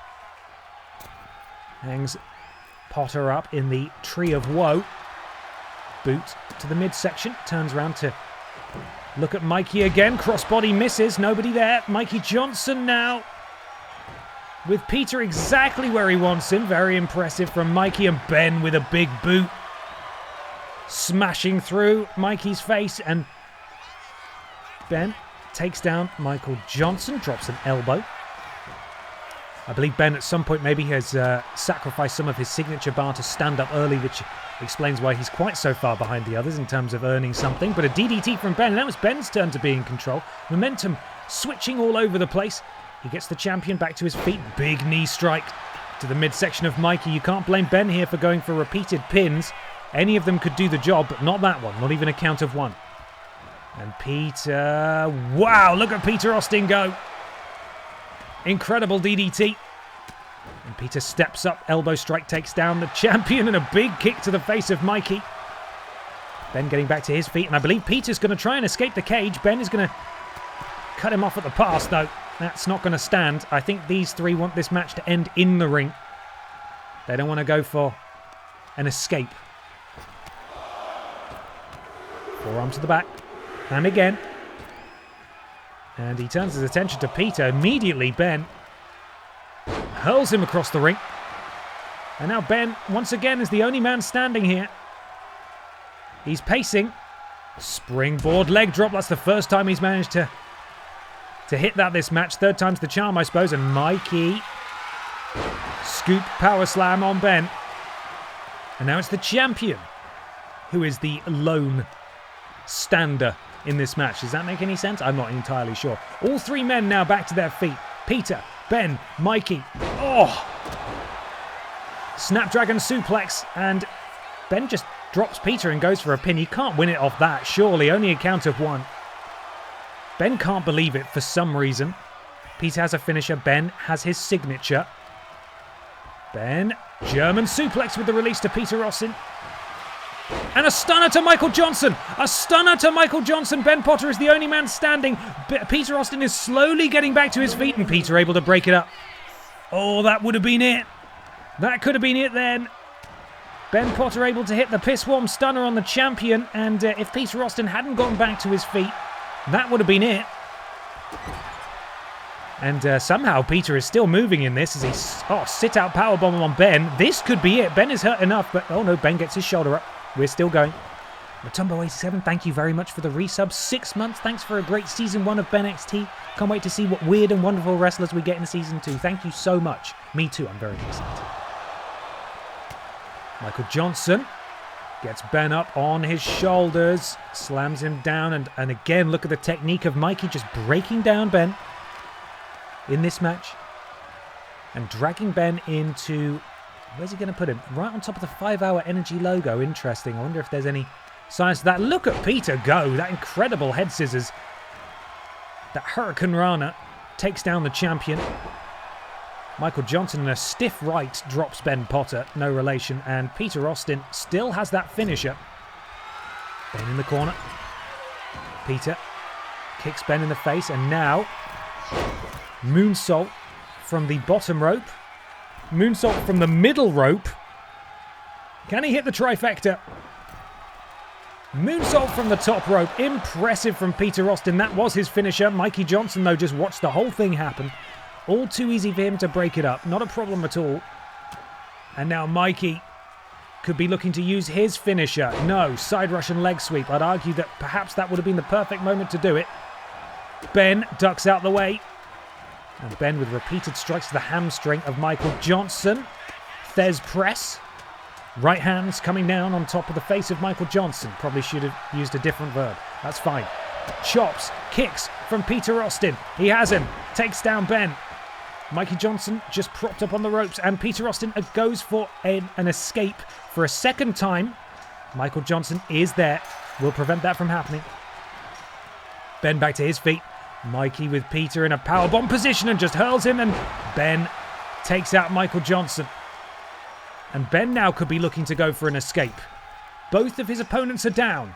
Michael Johnson is stirring and is able to prevent Ben from escaping the cage. Peter Austin. Wow. Well, that's going to damage the champion an awful lot, and then a springboard moonsault as well. And Ben back to his feet. Peter Austin is hurled backwards. Ben holding on. And a second time. Michael Johnson getting back to his feet, but Ben's still not gone. Done, sorry. And there's the release. And now Ben springboard. Oh, he knew Michael Johnson was coming. A springboard stunner into the cover. Peter Austin getting back up to his feet, though, I believe. Yeah. And that's going to stop that from happening. Peter has a signature and a finisher. Michael Johnson still has that finisher from early on in the match that he's still not been able to use. Peter Austin sent face first into the turnbuckle, and Michael Johnson drops Ben Potter. No relation, and Ben returns the favour. And Ben, champion, seated, kicks him in the spine. Peter Austin gets back to his feet. Ben sends Peter into the corner and slowly walks over, lifting Peter into a seated position. And now Peter Oh my god, a huge arm drag from the top rope. Peter Austin straight back to his feet though somehow. All three men are here. Peter spins round. Head scissors take down into the cover. Ben will break that up. Ben grabs Peter. Just coddles him like a baby practically. And what's Ben thinking now? Ben has a finisher of his own. All three men in this match have a finisher. Mikey slips out. Takes down Ben. Peter Austin having a little breather in the corner. Mikey now lifts Peter up onto the top rope. Oh god, and Peter's poor arm dragged down on top of it for a second time. And now Mikey gets his pick of who he's going to tackle next as Ben sent into the ropes. Mikey, Snapdragon suplex with the bridge. Mikey Johnson could retain his championship right here. Ben with the kick out. We are still going in this Vidiots championship match.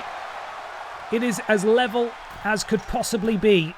Michael Johnson going for the escape. Ben taking his sweet time. Oh no, what's he doing? Why is Ben doing that?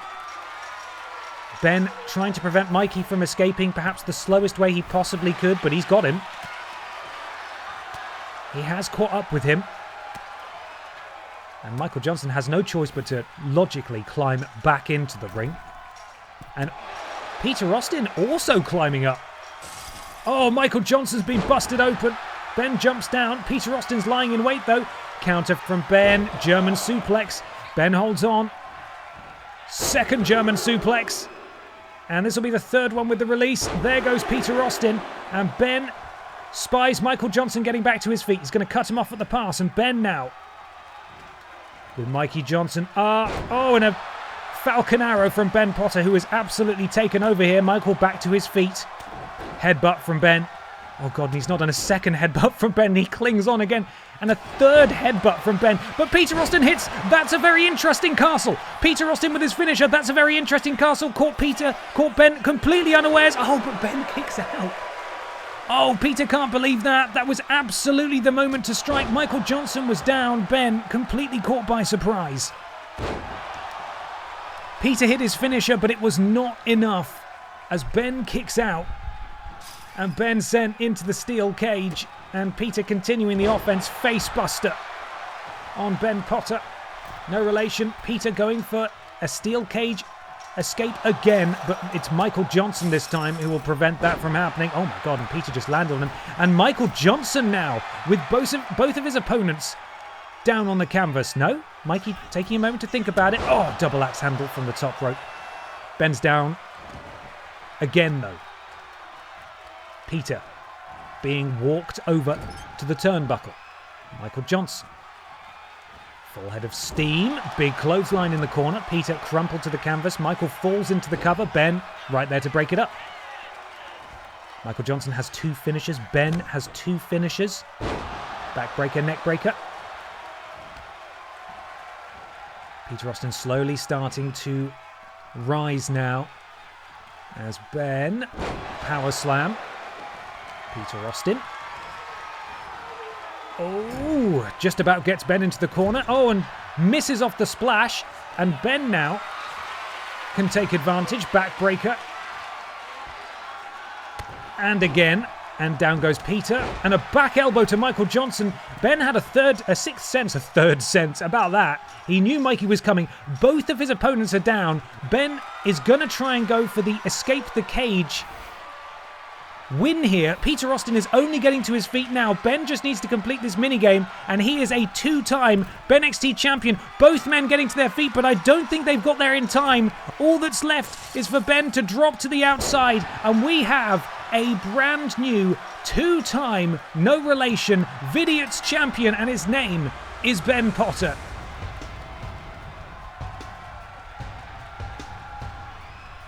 What an incredible match from all three of these guys. It really could have gone either way at any point. It's a bit of a shame that it did end via escaping the cage. But truly, they all had an opportunity to do it. And tonight, it's Ben Potter's turn, no relation, to make history as he becomes a two-time, God, so many highlights, a two-time Vidiots champion.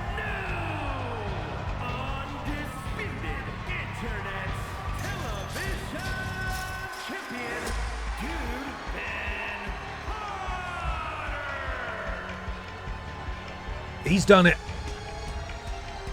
4-star, amazing. And we've got a big match to end night 1 of BENXT End of the Road. So prepare yourselves.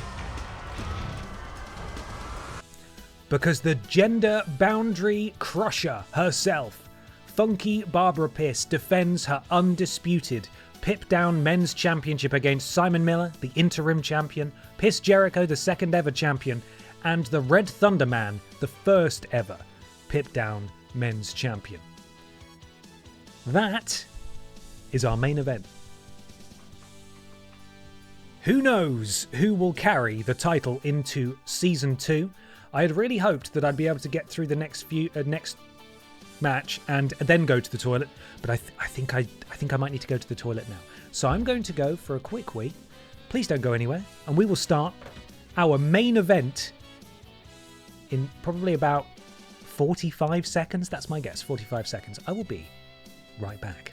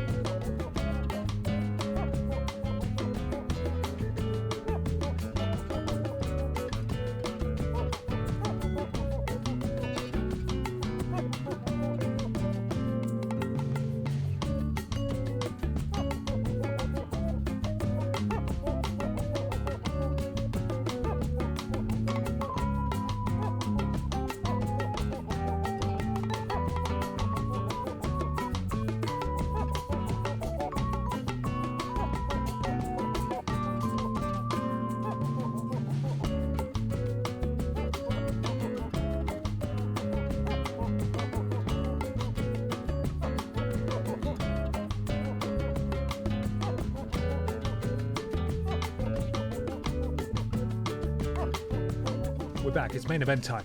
And I didn't get now, lost. Oh no, it's WWE playing again. Stop. 2K25 No, we've seen the sponsors. That's enough airtime for the sponsors. They've had that already. They don't get another. I wonder if Drinks Fairy is making Ben's drink stronger so she gets a title match. I mean, her opportunity for a title match sadly has come and gone because the wheel didn't call her. Right, here we go. Predictions are now live. Red Thunderman Piss Jericho Simon Miller challenge Funky Barbara Piss for her undisputed Pip Down Men's Championship. That is your main event of night 1, and we're going to do that now. That was roughly 1 minute and 18 seconds, Ben. Sorry. Pippa's asleep in her bed at the top of the stairs, and I had to say hello to her first. I hope you understand.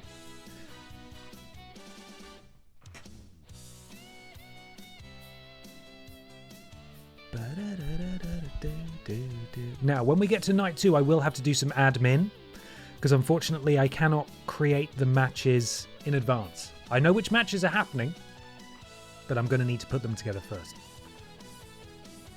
First, though, main event. Let's get cracking on.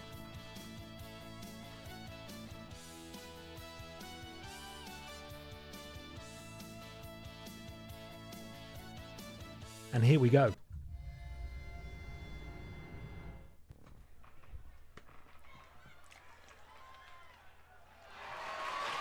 The following contest is a fatal 4-way Extreme Rules match. Oh yeah, it's an Extreme Rules match. They can use weapons. Undisputed SmackDown Men's Championship.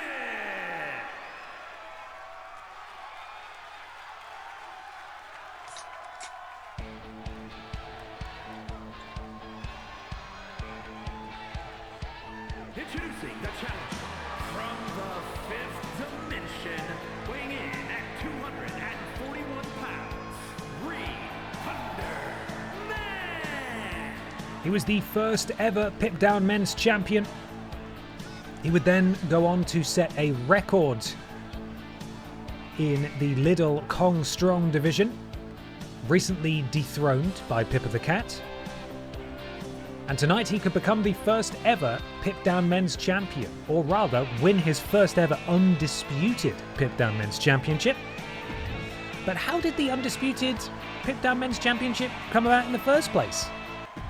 Who was it that lost the championship that forced us into this strange scenario in the first place? And that, of course, was all down to this man.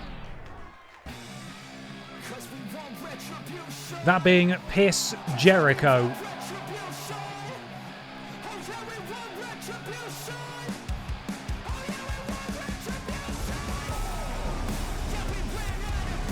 Piss Jericho losing the Pip Down Men's Championship to Funky Barbara Piss after she won the Festive Rumble. And you know he wants that championship back. God, that's a lot of pyro, Piss. Have you got enough? That's enough. That's enough pyro. Stop it. Jeez, that's the whole budget gone. Christ alive. Why? But while we were sorting out the divisions and deciding what came next, this man won the Elimination Chamber match that we had to become the interim men's champion. He would then face Funky Barbara Piss to unify the titles, which resulted in the Undisputed Championship, which is being defended here tonight.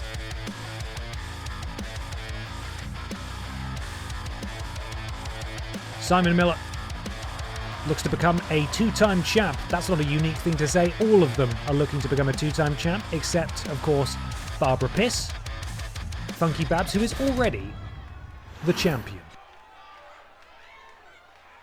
Salutes in the air. This is the last time in Season 1 that we are seeing the canonical WWE 2K25 Barbara. All being well, next week we create the canonical WWE 2K26 Barbara. This year we got Funky. Or rather, last year we got Funky. What are we going to get this year? It'll all be decided next Wednesday. Funky Barbara Piss is here. Undisputed Men's Championship in tow. Will she carry it through into next year's game? Next year's game? Sure. You know what I mean. Let's get this thing started. Main event time. Look at that ridiculous gold championship with the beautiful art designed and very kindly provided by Danji's Designs. Thank you, Danji, very much indeed. Red Thunder Man is here. Piss Jericho with the Forgive tattoo. Simon Miller, that's okay. And of course, Funky Barbara Piss, the champion. The bell is rung. And we are off. And they've paired immediately Simon Miller and the Red Thunder Man, Funky Barbara Piss and Piss Jericho. The two individuals who founded this championship in the first place. And look at the power of Funky Barbara. Delayed vertical suplex. Funky is 80s Babs. Funky is 80s Babs, so will we get 90s Skater Babs? We're going to get 90s something Babs. I already have an idea. I'll reveal all next week. And it's Simon Miller who retrieves a weapon first. And then puts it down into the cover, and Simon will break that up. Simon just throwing haymakers wildly, and Piss Jericho interjecting. Funky Barbara now being walked around by Piss Jericho. Repeated strikes from the champion, and Simon misses with that double axe handle. And a double team now from Simon and Funky Barbara.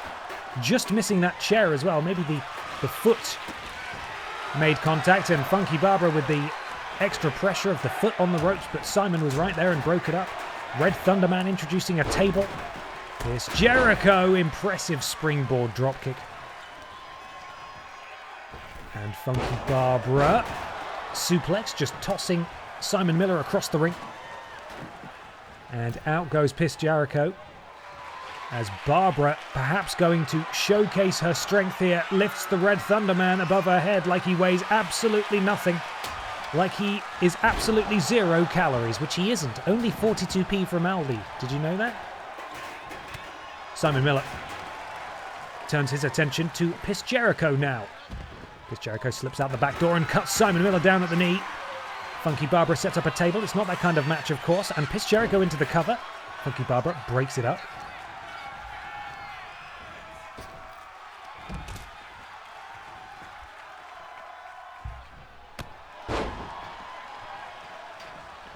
Funky Barbara off the ropes. Big splash. Simon Miller moves out the way on the outside. Red Thunder Man being thrown into those steel steps. Please say it's Grunge Barbara.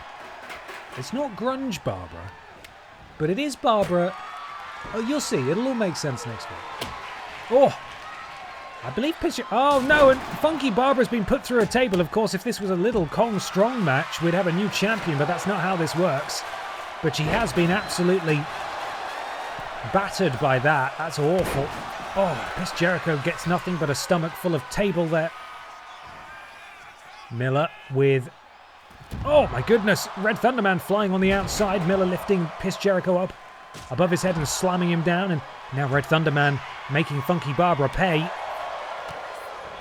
Britpop Babs, Robocop Babs, Emo Babs, Babs 182. Count of one inside the ring. Simon Miller not nearly hurt enough yet as Funky Barbara lands that Alabama slam. Flush on the Red Thunderman on the outside. Oh my god, it's another drink. I'm going to die. Thank you. Wow, I've got to show you this. I'm pacing myself. Please don't worry. It's got petals in it. Look. Wow. Isn't that a pretty drink? I'm going to put that over there and drink some more water, I think. Simon Miller, the only man standing in the ring. Oh, and he catches Piss Jericho in the ribs. And down goes Jericho as the Red Thunder Man introduces a ladder to proceedings. What on earth is the purpose of that? We shall see. Springboard tilt-a-whirl DDT, and I believe Simon Miller landed face first on a... Was there a chair there? There was. Bloody hell.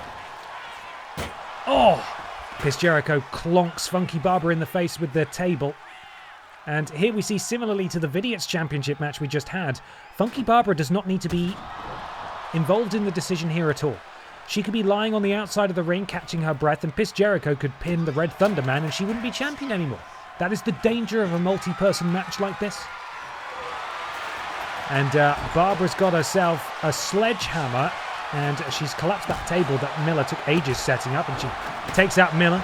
She takes out the Red Thunder Man and decides that's enough, but Jericho catches her with that drop kick into the cover. Goes Jericho. He would love to right what he sees as a wrong by reclaiming... Oh! And Barbara just got speared by Simon Miller. The spear from Simon Miller, and I believe we're about to see the Miller hammer as Red Thunderman is distracted with Piss Jericho. He's got... Oh, and Red Thunderman interrupts Simon with a sledgehammer. Now, fortunately for Simon, he has got his finisher back. He didn't lose it, but still, that was a great opportunity for him in the Red Thunderman. Wow, disaster kick. Funky Barbara is down. The champion is down. And Red Thunder... Oh, and a code breaker, a piss breaker from Piss Jericho. Oh, Piss Jericho could steal this. Everything is going on. The Red Thunder Bomb from Red Thunder Man into the cover, but both men are on their feet here. Oh, and a Judas effect from Piss Jericho. Simon Miller is absolutely down and out, and Piss Jericho throws a bin at him for good measure, and Funky Barbara looking to steal it, but Piss Jericho will break that up easily. What a mess this ring is. There are far too many weapons in this ring. I think I'm going to have to maybe have a word with the referee and see if she can clear some of it, because, you know, we can't see the sponsors, and that's the most important thing. Up goes Jericho. Oh, Jericho with the counter to the Miller hammer. Red Thunderman runs into a bin. Referee getting in the way. Funky Barbara. Counter from the Red Thunderman. It's difficult to keep up with everything that's going on. It's absolutely bonkers here. Red Thunderman sends Jericho into the ropes. Ducks down. Wow, look at that. Arm drag. Oh, Jericho just sent through a table and a ladder. And now Jericho's turn. Oh, Jude Piss effect. Nobody is anywhere nearby. This could be Piss Jericho's opportunity. Simon Miller there to break it up. Miller with a right hand to Piss Jericho. And a Samoan drop. And Funky Barbara now back in the ring. All four competitors now in the ring. Sledgehammer missed there from the Red Thunder Man. Oh no! Piss Jericho threw the kendo stick at the Red Thunder Man as he was being powerbombed.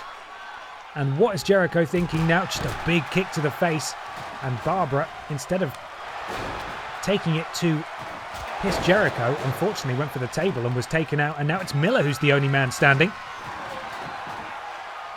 Red Thunder Man DDT manages to take down two of his opponents. Rolls Simon Miller over, but Piss Jericho is there straight away to break it up. And now Jericho showing why he was the Pit Down Men's Champion for so long. Funky Barbara makes her way into the ring. Piss Jericho waiting though. Barbara off the ropes. And down she goes. Into the cover while the Red Thunder Man is posing. Is Funky Barbara hurt? No! God, that was close. Funky Barbara kicks out. This match continues. Forearm to the spine of the Red Thunder Man. And Jericho with the Red Thunder Man on his shoulders. Hangs him up on the ropes. Barbara. Backbreaker to Miller. And again. And then throws him onto that ladder. Good Lord. And Jericho's entering the ring with a chair here. Oh, and he throws it at the Red Thunder Man. Oh, and a piss breaker. A piss breaker to Miller, who lands on the ladder. Is it time? Piss Jericho is a two-time Pit Down champion. He is your new undisputed Pit Down Men's Champion. He rights the wrong that occurred a few weeks ago when he lost it to Funky Barbara. And he will be going into Season 2 of BENXT as the Pit Down Men's Champion, the villain, successful here in the main event of Night 1 of BENXT End of the Road. And the spreadsheet has to be updated now to reflect the news.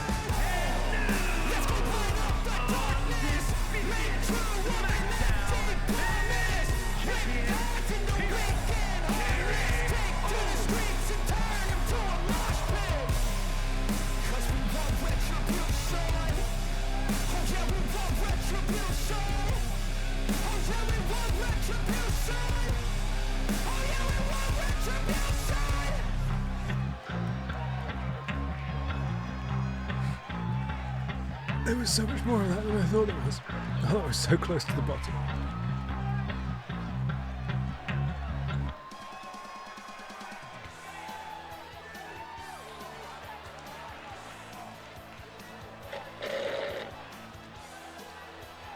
Oh,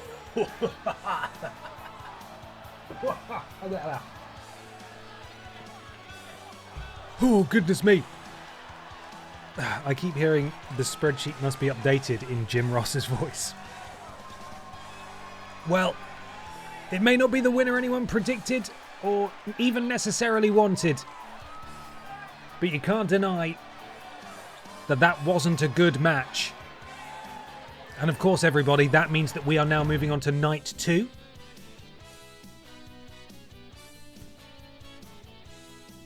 It is going to auto-generate Night 2 for us, so I'm curious to see what it's got. But we're going to have to do some admin now, so get ready for admin.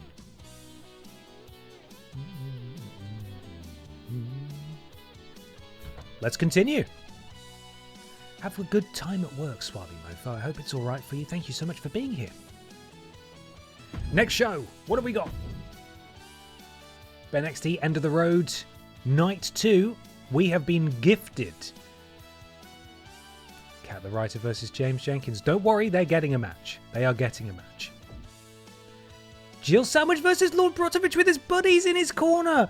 Oh, Lord Brotovich, it's getting cut. I'm sorry. So cruel, isn't it? With your oldest rival as well. Sloane Spencer versus Shrek. EE Tim defends his wide championship against Dick Mychinko. Do you not have enough, Dick? Jeez Louise. Dick's already got the BENXT title. And in the main event, the Chevrolet Matisse. 1, 2, 3, 4, 5. 1, 2, 3, 4, 5. We actually need 6 matches, so this is not right at all. We're going to have to change this. Barb's just defended this championship against the Matisse, so that's not good. Right, we're going to have to make a change to this. Edit. Edit BENXT End of the Road. Number of matches cannot be edited while a PLE with multiple days is in progress. What? But it says 7. Number of matches 7. Why? Maybe when I go in and edit, it'll let me add a match. Yes, it will. Okay, that's fine. Well then. We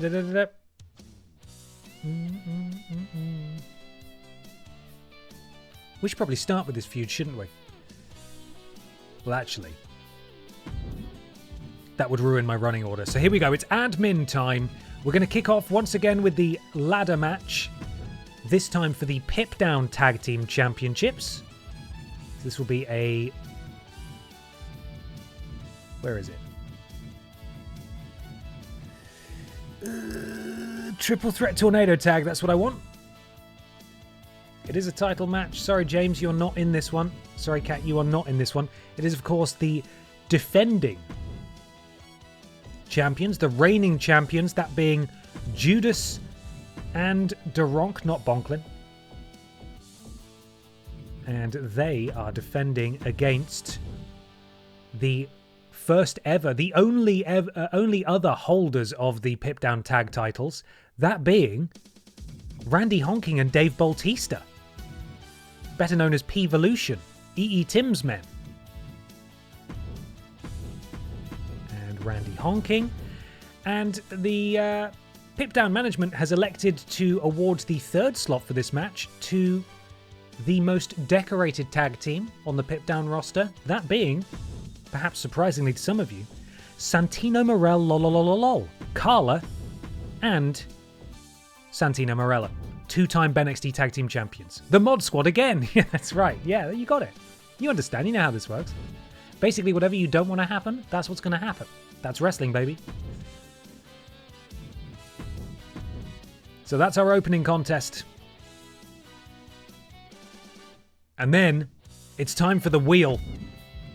I'm so sorry, Lord Brosovich. This feels so cruel to just to dangle that carrot and then take it away from you.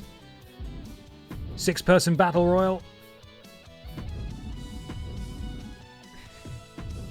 Of course, the current Aldi Red Thunder champion is record setter Emma the Bear, who is both the BENXT Women's Champion and the Aldi Red Thunder champion. She is a double champ. And I believe she also made history last week by becoming a record-setting...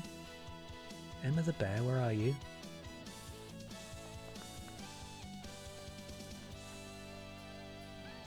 Why can I not see where she is on the spreadsheet? Now she's in here somewhere. Emma. There she is, by becoming a 3-time Aldi Red Thunder champion. No one's done it before. She's the best. But of course, her World Championship will be defended later tonight. So she is pulling double duty today, which sucks for her. But that's the price of being a champion, I suppose. Why can I not find my running order? There it is. Okay, time for the wheel. Are you guys ready? Let's spin it.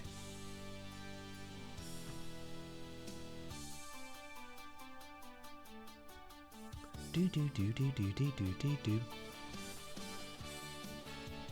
Now, you guys won't be aware of who is going to be doubling up if anything pops up on the wheel, but I will be paying close attention. here we go. Who's being called forth first? Brian Butterfield is not in action tonight, so Brian enters the Aldi Red Thunder Championship match. Get in there, you beast. You sexy beast. Let's go. Next person.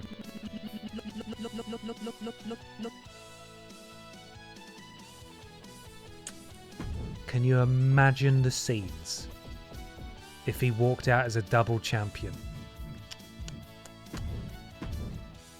Disgraceful. Next.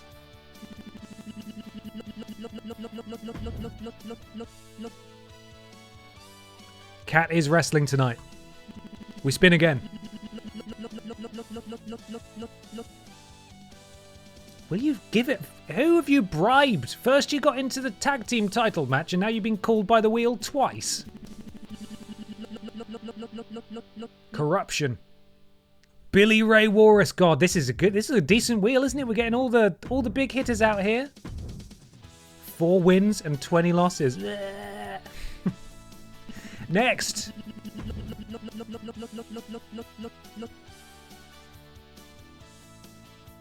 No, he's not wrestling. That's fine. Pao Musek, come on down. Where are you, bud? There you are. And the final slot goes to... Oh, what a field.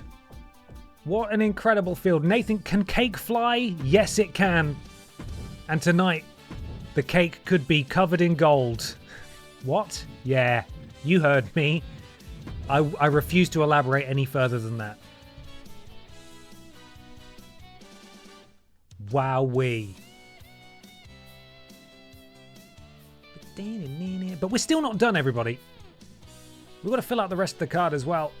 The Aldi Red Thunder match is set. Up next, it is the feud brawl between James Jenkins and Kat the Writer. I have notified both of them that they are brawling tonight.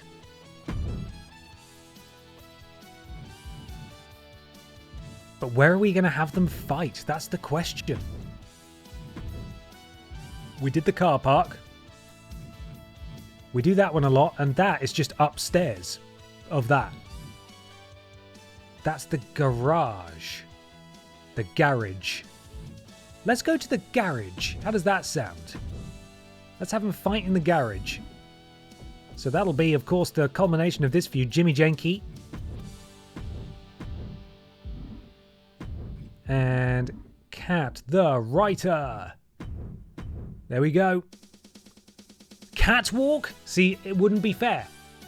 If Kat the Writer got to fight on the catwalk, that wouldn't be fair, would it? We're not sending them to the Jenke shop, are we? My eyes can't even fucking focus on things at the moment. The Drinks Fairy has poisoned me. If I don't show up on Monday, it's because I'm dead, all right? And you know how to find out what's happened, okay? Right, we're still not done though. The BENXT Men's Championship. It's not even the main event. BENXT Men's Championship. EE Tim challenging Dick Mychinko, the champion, and... Oh no, Brian! Brian beat Dick Mychinko last week on stream, and so we agreed that Brian would be in this match. So we might have to respin Brian's Aldi Red Thunder entry, because Brian's getting a shot at the championship later tonight. This is the night. Fuck, God. Help me. Tell you what, if I was doing a Batman stream tomorrow morning, I might just have died. You know, I might just be dead. Whew, okay, right, that's fine. What, Dave? What are you doing? No, not Dave. Tim. So, EE Tim versus Dick Mychinko versus Brian Butterfield in a triple threat for the BENXT Men's Championship. I realise actually that I don't think the Wide Championship is on the line. No, it is. The Wide Championship is on the line. It's the match I'm going to create next. So EE Tim is going in back-to-back matches. At the very least, Emma has most of the show, excuse me, to recover. But we should spin again on Brian because he's wrestling later. So let's do that. Let's get someone else in there. Spin the wheel.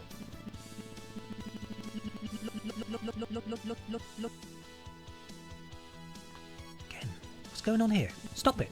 Stop that.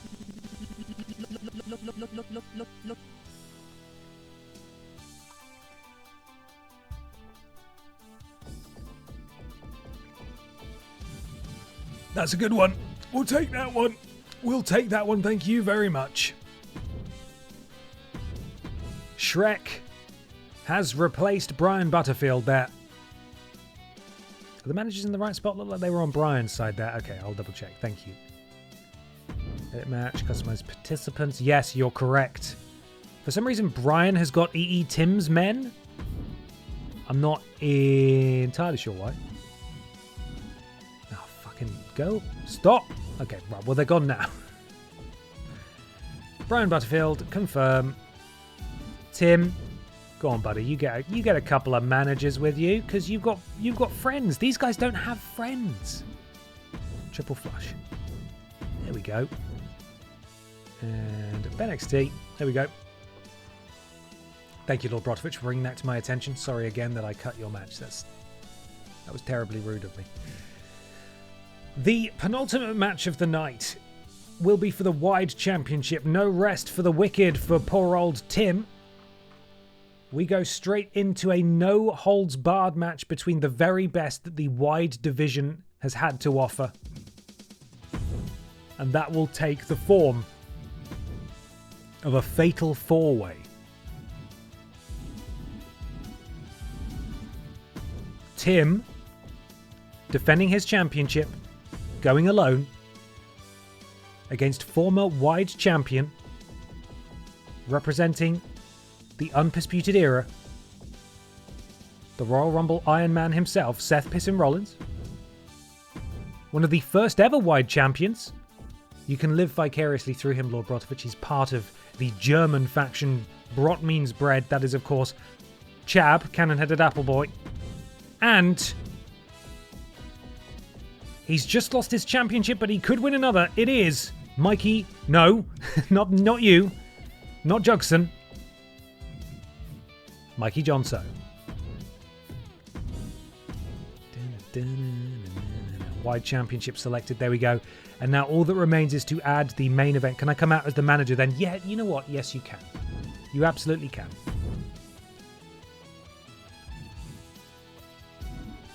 Add manager, Lord Brodovich. There you go. We did it. He gets his BENXT end of the road payday there.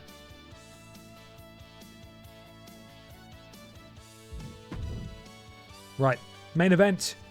The BENXT Women's Championship. The two greatest BENXT Women's Champions of all time go one-on-one for the title in an underground match. Knockout victory match.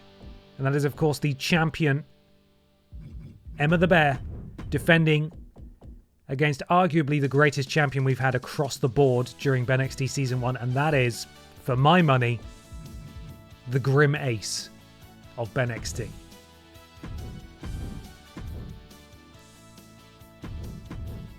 There we go. And that is our card for night 2. Equally stacked.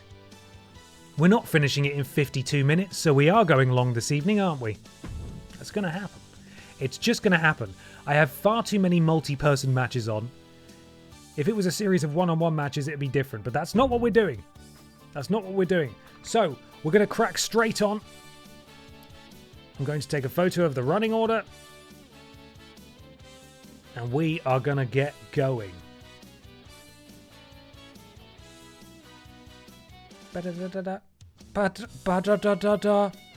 First up, it is the triple threat ladder match for the Pip Down tag team titles. Daronk and Judas defending against P-Volution and Santino Morel. Lol. Let's get it loading. And then let's get started. It could be a sleepover stream. We're going until we're finished. I'm staring at the absolutely gorgeous drink that the Drinks Fairy has made for me, and I am going to drink water for a bit, and then I'll tackle that. I bet it's delicious then. I bet it's really delicious.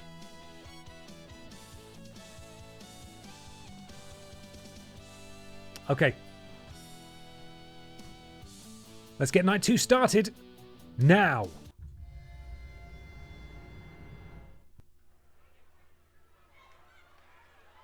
Predictions live.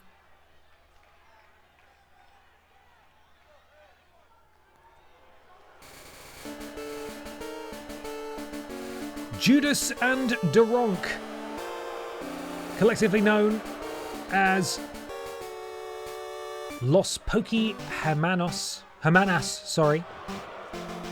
There they are. They defeated P-Volution to win these championships a number of weeks ago. They've had a couple of contenders ever since and are still the champs, but will they be going into Season 2 as the champions? We shall see. Current channel points wagered say that they are the odds-on favourite by a country mile. Santino Morello languishing in third place, P-Volution about just under half. The BENXT Bucks backing them. And speaking of those boys, let's get them out here.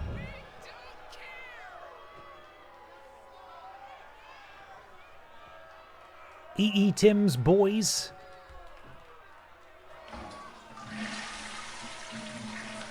Known together, of course, as P-Volution. Championships, you can see them there suspended above the ring. And here they are. On the left, Dave Bautista. On the right, Randy Honking. The inaugural Pip-Down Men's Tag Team Champions. They held those belts for weeks and weeks and weeks. Falling at the hands and the talons of Judas and Duronk. Never got their rematch.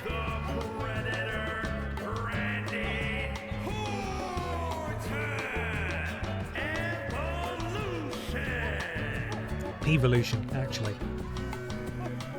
As it's the season finale, I feel like it's a good time to ask what I've been wondering for a while. Is it intentional that they're Los Pokémonas instead of Las Pokémonas?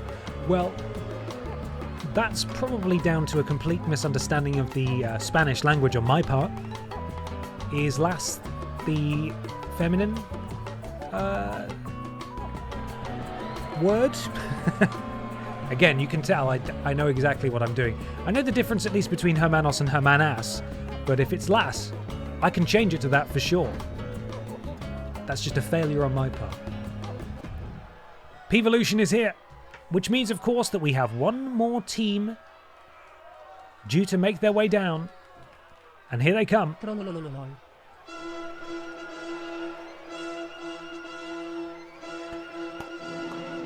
Dum, dum, dum. Los is masculine, Las is feminine. Thank you. I will make a note. It's not a joke. I just fucked it up.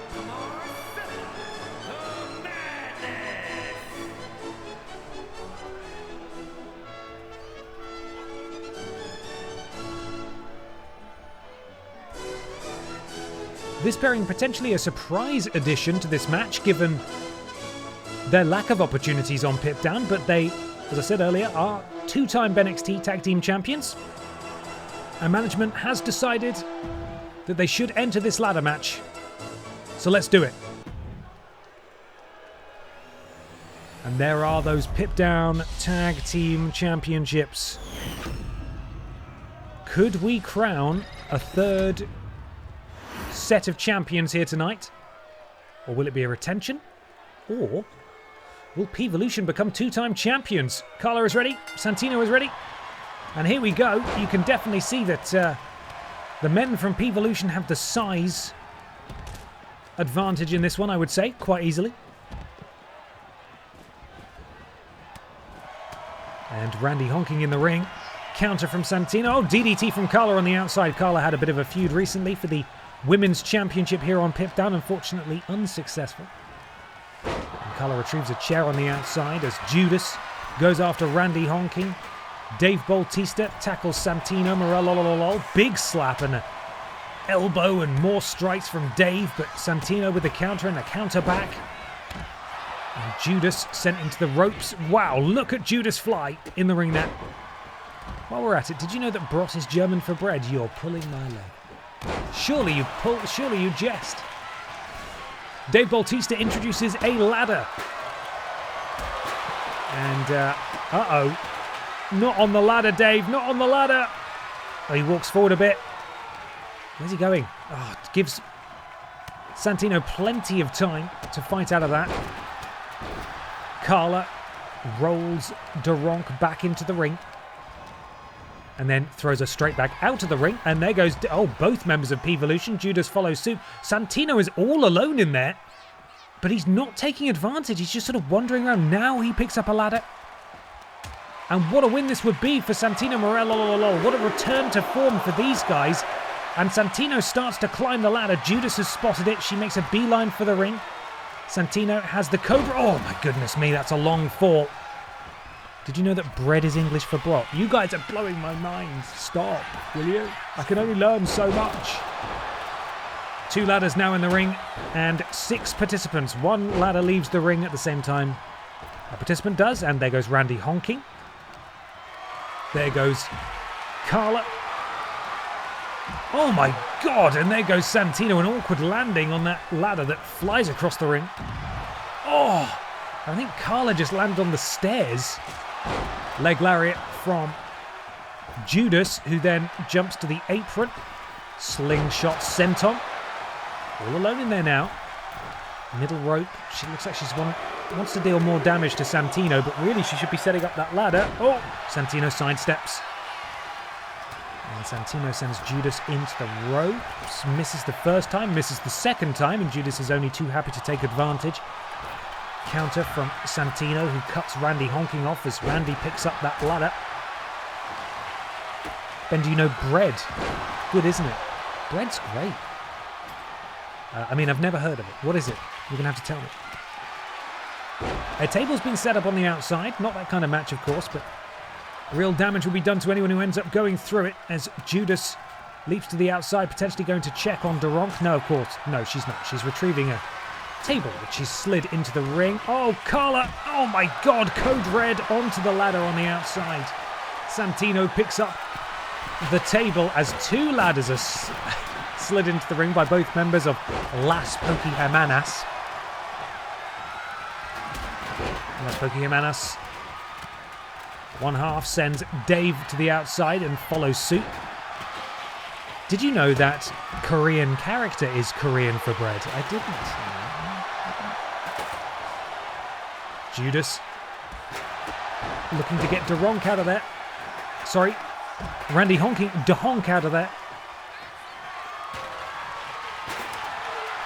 It appeared that Carla was desperately trying to set up a ladder there, but that has been interrupted. With this talk of bread, I'm going to have to make a cheese sandwich. That sounds lovely. Can you make me one as well, please? Would you mind? Really go for a cheese sandwich, don't you? Carla. Oh, facebuster, flatliner, sorry. From Judas, and Carla again tries to pick up a ladder as her tag team partner confusingly picks up a table. Once again, Duronk sets up a ladder in the corner. That's not how this game works. It's not really how you're going to retrieve those titles. They are stuck up there until someone goes to get them. Randy honking once again sent to the outside, and now the only 2 people in the ring, 3 now, are Dave, who hurls himself at Judas and misses. Judas and Carla. Into the corner goes Dave. Dave lifted to the top rope by Duronk, who's looking to do something here. What on earth is it? Oh my God, it's a massive facebuster from the top rope. And Randy honking takes down Carla. Judas again prioritizes the table, knocks down Randy honking with it. Set up the ladder. What are you doing? Judas is here.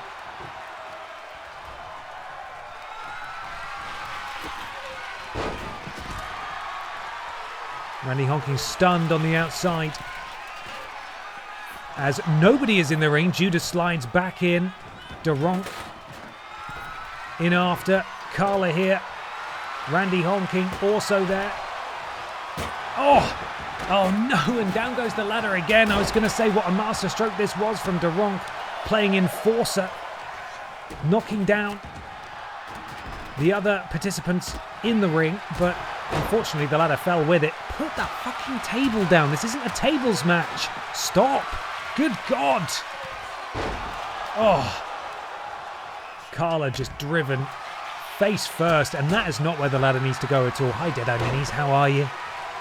Hope End of the World hasn't been going... End of the Road, sorry, hasn't been going so... Hope End of the Road has been going well so far. And isn't another gravy bay to finish this season of BENXT. No, it's been brilliant so far, if I do say so myself. Good matches. This match could go for another 40 minutes, so hopefully they work it out between them soon. Oh! Duronk topples Carla on the outside. 5 of the 6 participants in here now. There goes Duronk. Both members of P-Volution follow her.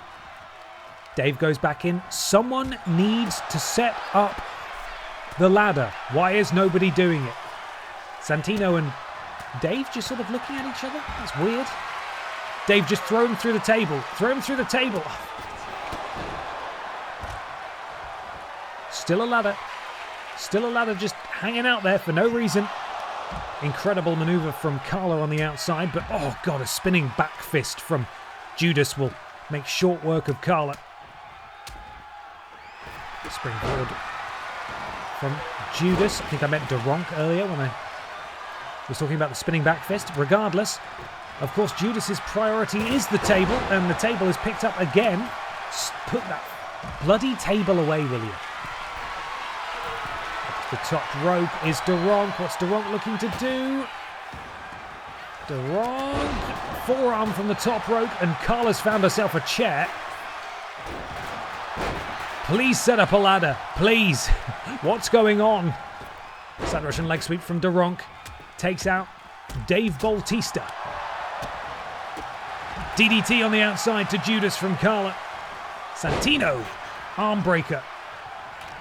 Carla is the only person in this match who knows how to pick up a ladder and set it up, but she let go immediately because Randy Honking was arriving. She does a backflip off the chest of Randy and then manages to catch him with those... Oh, and Santino has set up a ladder, and Carla's going to start to climb. This is the moment that Santino Morello desperately need. They're all trying to work out how to stop her, but no one seems to have worked it out. Carla has gone to the top, though.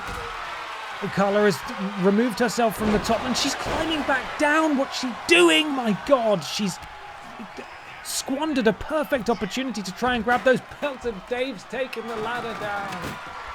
And he set it back up again. And now it's Dave Bautista of P-Volution who climbs the ladder. Carla is there to intercept. She will not let this stand, or indeed climb. And Carla drags Dave down by his trunks. Duronk runs round the ladder, looking to interject herself here. Please don't knock the ladder down. Duronk slowly starts the climb to grab that title. Can she do it? She's nearly at the top, but Carla thought about pushing the ladder over, decided she wasn't going to. We are at 5 stars now. Carla to the top. And Randy Honking is obviously just going to push it over and ruin it, and we're going to be here all night watching a ladder match. And Santino using the Cobra to choke the life out of Randy Honking. Dave gets in, Dave gets out. Duronk is back in here. Knee strike to Carla. Boot to the midsection of Santino. Santino. DDT on the ladder. Brutal. And Duronk rolls to the outside as Randy Honking decides that, oh my God, decides not to go for the ladder. He's going to go for a big splash and smash his face off the ladder like an idiot. And that ladder has nearly left the ring. We nearly have no ladders in this match. There it goes. I'm never going to go to bed. I'm never going to go to bed. I'm going to be here all night. It's just not going to stop, is it? The first match was so mercifully quick. The first ladder match we did was over at such a reasonable rate. Anyway, Randy's got another ladder. He set it up. And it's Dave who's going to climb it quite quickly. And it's Carla who's going to push it over even quicker than that. Facebuster from Judas. Oh no. She's not stopping. She's confused. Nobody's really working out how to stop it. But they've done it. It's over. I just had to complain. EE Tim's men, P-Volution, are 2-time Pip Down Tag Team Champions. Carla, I don't know what she was doing. She started to push over the ladder, then stopped. Then started to push it over again, and then stopped once more. Very weird. Not really sure I understand that. But we have crowned our first ever 2-time Pip Down Tag Team Champions. That was such a strange ending. Carla and Santino had it won, I think, earlier on, but for some reason Carla decided to go to the top rope. And then, top of the ladder, sorry, and then just get down. Really weird. Very strange. Either way, E.E. Tim is going to be thrilled. And these two are definitely going to be excited. The first ever two-time pit-down tag team champions. Randy Honking Dave Bautista. Representing P-Volution.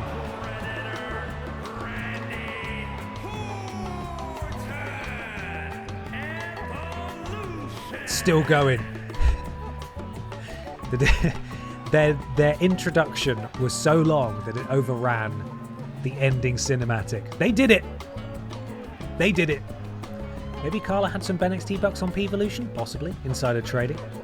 Dave is just too heavy for her to push over. That's also an option. That could well be it. Well, mercifully, we now move on to the second match, which will also probably be quite a girthy one. And that is the Aldi Red Thunder Championship. Emma the Bear, the double champion, defends against Billy Ray Walrus, Shrek, Mr. Black, Pal Musek, and Nathan Cake. That match is next. I'm going to crack on. The Drinks Fairy has brought me a cheese sandwich. So, excuse me, while I play these intros and eat a cheese sandwich. Let's get loading. Lots of big boys in this one. That's a lot of meat slapping meat. That's right. Certainly is.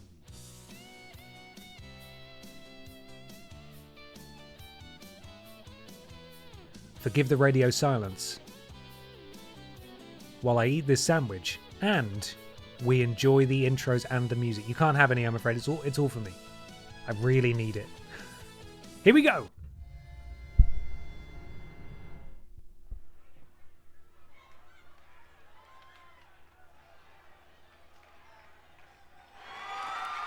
The following contest is scheduled for one fall and is for the All-Star Ring Total Championship. Got mayonnaise in it.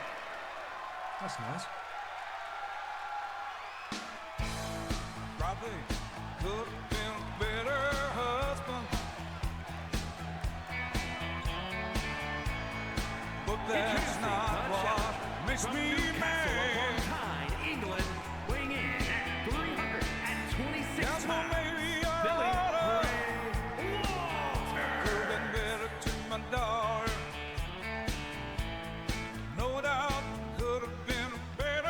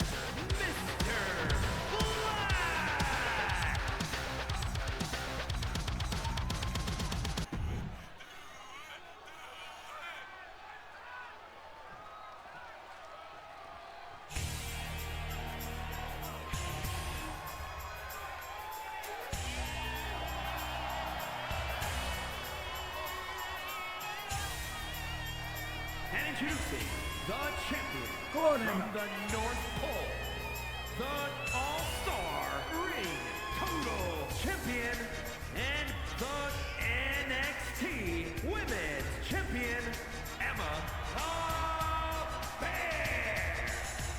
Emma 2 belts. Look at her go.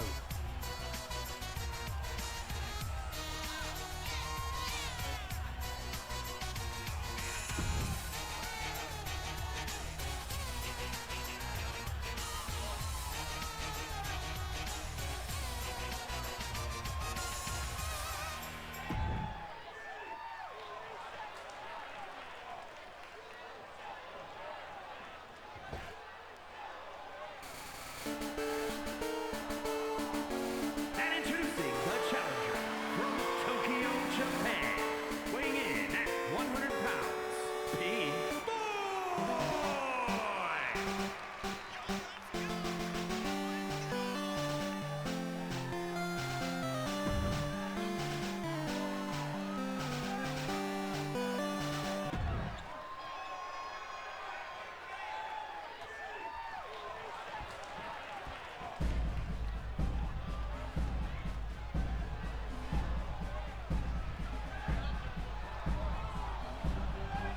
And introducing the challenger from Boston, Massachusetts, weighing in at 309 pounds, Nathan Case.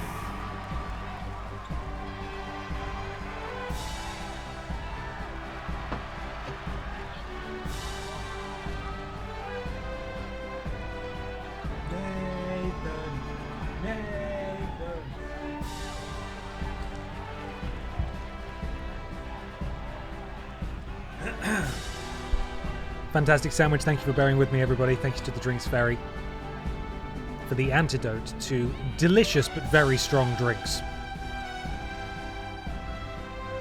Nathan Cake still seeking his first singles championship in BENXT. Just imagine if he could capture it on the very last night of the first season. Fan favourite Nathan Cake enters this Aldi Red Thunder Battle Royal. Hiccup.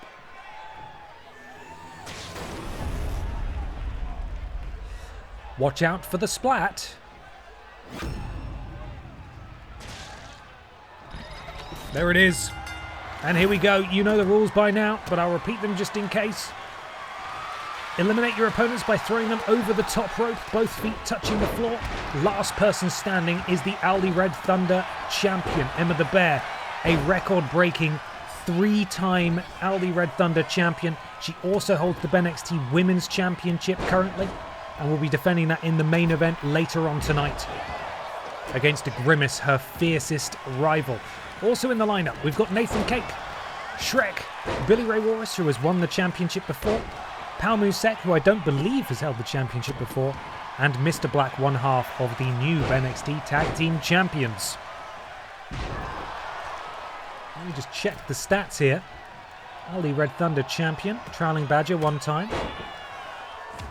Of course, the other half of the Mod Squad, who won the belts earlier in the show.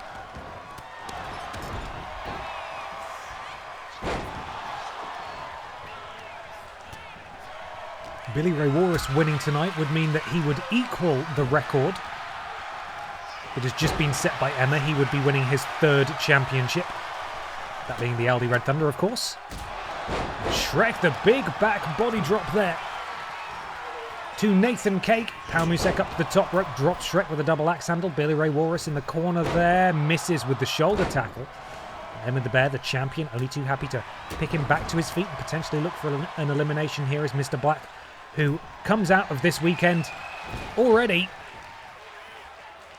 full of sunshine because he's won a championship. Could well walk out of this BENXT End of the Road Super Show 2-night extravaganza Season 1 finale as a double champion as he works with Billy Ray Walrus to attempt to eliminate the Aldi Red Thunder champion, but Emma the Bear has too much left in the tank for that to work.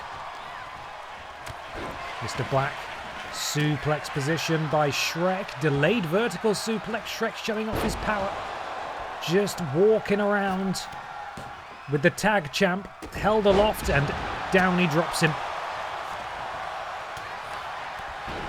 I never noticed how similar Nathan Cake and Shrek dress. It's fashion, isn't it, I suppose? Billy Ray Walrus sent face first into the turnbuckle. Shrek going after his fashion rival here and dumping Nathan Cake down.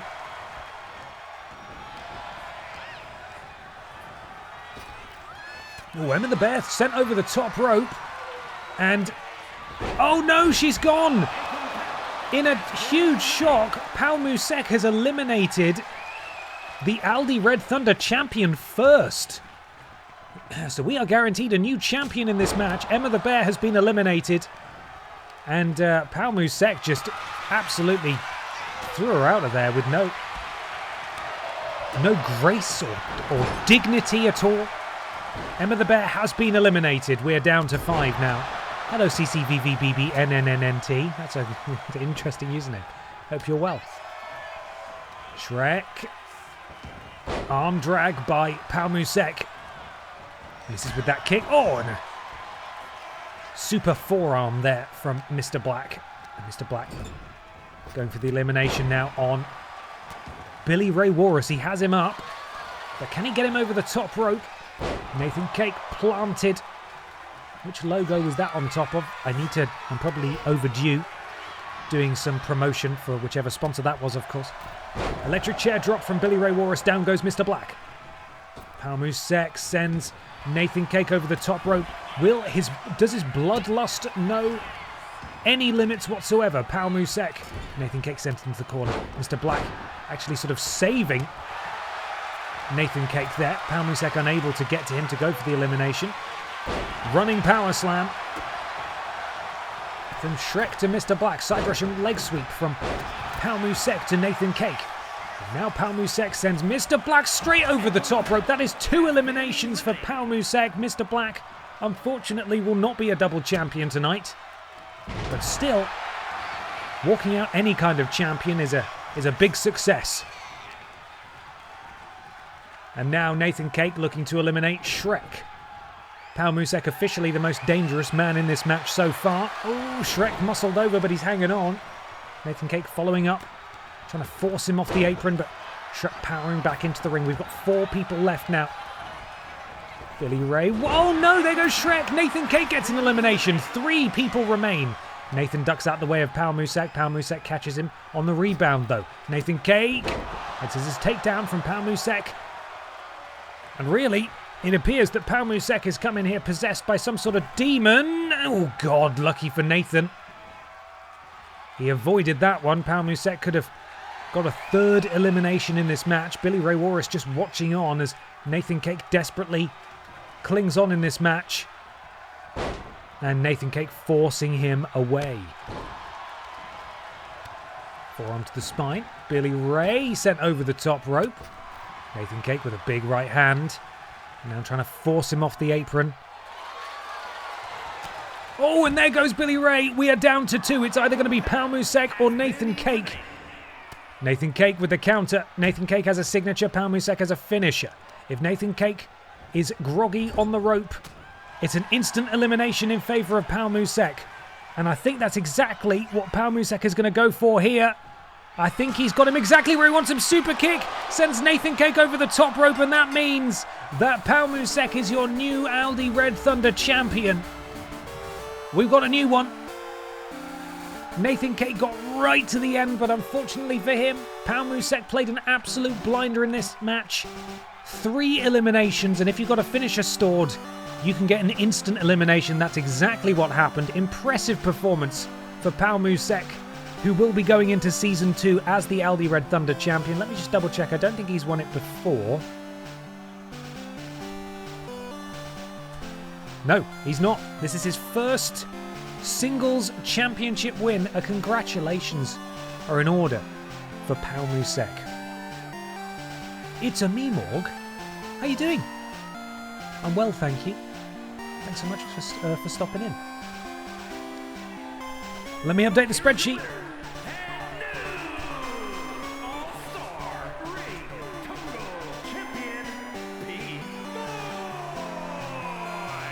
Pal Musek captures his first singles championship in BENXT. and it is on the final night of Season 1. He will be carrying it through to Season 2. Congratulations to Pao Musek. Now, though, it's time for a feud to be resolved. Cat the Writer, James Jenkins, one-on-one in a backstage brawl in the garage. Who will come out on top? No entrances for this one, of course. This will be a knockout finish. The story of this one, of course, is that James Jenkins ruined Cat the Writer's Aldi Red Thunder Championship reign, not only by beating her for the title, but by eliminating her in that Battle Royal. And then James successfully defended the championship the following week in a Battle Royal and eliminated Cat again. Ever since they've been at each other's throats, and now it's time to conclude this thing.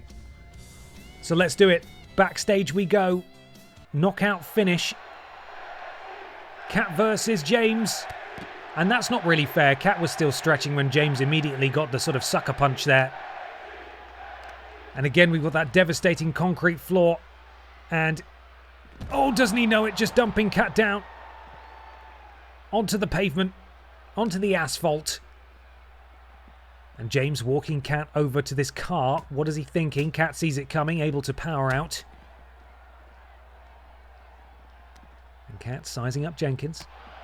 You have to imagine that she's been thinking about this retribution for weeks now. Oh, God, the thuds looking to inflict all manner of pain on Jimmy Jenke. And remember, these two are technically still in a tag team together.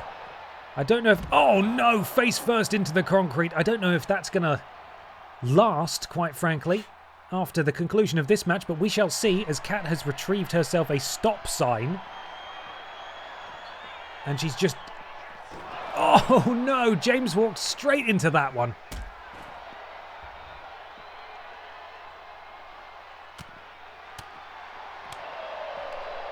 And Cat now with repeated strikes to Jimmy Jenke. The Royal Rumble winner himself, James Jenkins. It's going to be pretty dangerous over there. There is a wet floor sign. They've got to be careful not to slip over. Cat, oh God, I think she was going for a pile driver there, but arguably that's the worst thing that could have happened as she's sent spine first into the concrete. And you can see the security office there. I don't know if that's going to come into play at all. But certainly the bin bag's getting involved. As James, with strike after strike after strike, drops his tag partner and then he throws a bin at her for good measure. And James now hoists up Cat. He's not going to throw her in the bin, is he? Parades her around. Oh, no, and then just... That's a long way to fall. And this has been very one-sided. Jimmy Jenke spins Cat around. Lifts her up and another scoop slam onto that concrete floor. James walking her back through to the garage now. Right next to that wet floor sign. Nobody run, please. It's very dangerous. Powerbomb position. Oh, God. James is brutalizing poor Cat. If any of you tune into either of their streams soon, please, commiserate or reprimand as appropriate. Oh, God, and just catching her with that bin and then throwing the bin at her again. Cat is very close to the danger zone here. As James continues to mount offense, but Cat able to get a counter in. And a jab, and another jab, and an overhand strike, and another. And Cat now, clubbing blow to the back of the head of James will collapse him to the concrete. And we've made our way into the backstage storage area that we so often find ourselves fighting in backstage. Oh, and James with a running neck breaker. I don't know if I'd want to land back first, but there we go. Cat with a counter. And James with a counter in turn. James sends Cat into those boxes. And just buried under cardboard now is Cat as James picks up a shovel. I think he's going to try and bury her here. Misses with that first one. And he misses with the second one as well. I think Cat was actually protected by that sort of grave of boxes that she found herself buried under. James, now he connects with the shovel. Kat rolls out of the way to the second one. Kat with that handspring back elbow. And Kat now boot to the midsection. Powerbomb position for... Oh no, and again James able to power out of it. Kat so close to the danger zone. James has his signature. Cats do love boxes. Very, very good. Very good point. Beware of cones. Yeah, don't go near the cones. And she's gone for that for a third time, and James again powers out. I don't know if she's ever going to get that pile driver, but James is probably going to get all of this power bomb. Oh my god. Fortunately, there is a shovel to cushion her blow. Cushion? Question mark. And up onto the shoulders, and down she goes, and Kat is officially in the danger zone now. James has a finisher. Kat, though, still got some life left in her. Taking it to James. DDT to James. And Kat now has a signature and a finisher. I don't know where that's come from. Kat with James up on her shoulders. James slithers out. Kat, though, manages to counter James's finisher. And so James has now lost that. And momentum could be swinging straight in Kat's favour here. Oh my god, massive DDT. You heard the clunk. Kat now has two finishers. Kat could turn this thing right around if she's able to just stay on top and capitalise. She grabs a chair. James rolls out of the way of the second one. Kat, though, spinning all the way around, and down goes James. Kat, could she be going for her finisher now? No, she sends James across the outside. She jumps on those boxes. Oh, and a big splash. And it's James now who's in trouble. Could Kat get the retribution she's been searching for weeks? She's marching James somewhere. It's an awful long way to go. She spins him around. Super kick to the midsection. Ducks down. Uh-oh, James in trouble. James is in the danger zone now. And I think Kat could be about to hit a second one. But no, James with the counter. James has stolen Kat's finisher now. James has two finishers. Spins around, up and down goes Kat. Kat not quite in the danger zone, but it's James who has a signature and a finisher. Momentum has swung complete 180 here. And James trudging towards that lift. Uh-oh. James could be going up to the catwalk. And that is where Kat is going to be most powerful. I don't know if James has thought this through properly. James has now made his way up to the catwalk. Kat's making her way up to the catwalk as well. She climbs the ladder on top of the roof of the security office and then pulls herself up. We have officially taken the fight to the catwalk. And I don't know if James really knows what he's in for here. He's posing with the double bicep pose as Kat DDTs him on top of the catwalk. Stamped to the shoulder blade of Jimmy Jenke on the catwalk. Could Kat win this thing on the catwalk? We shall see. It's James who holds all the cards, though. James has a signature and a finisher. And James with the counter. This really could be insult to injury for Kat. Imagine if James was able to secure the victory on the catwalk. Clubbing blows and a big boot. Drops Kat the writer.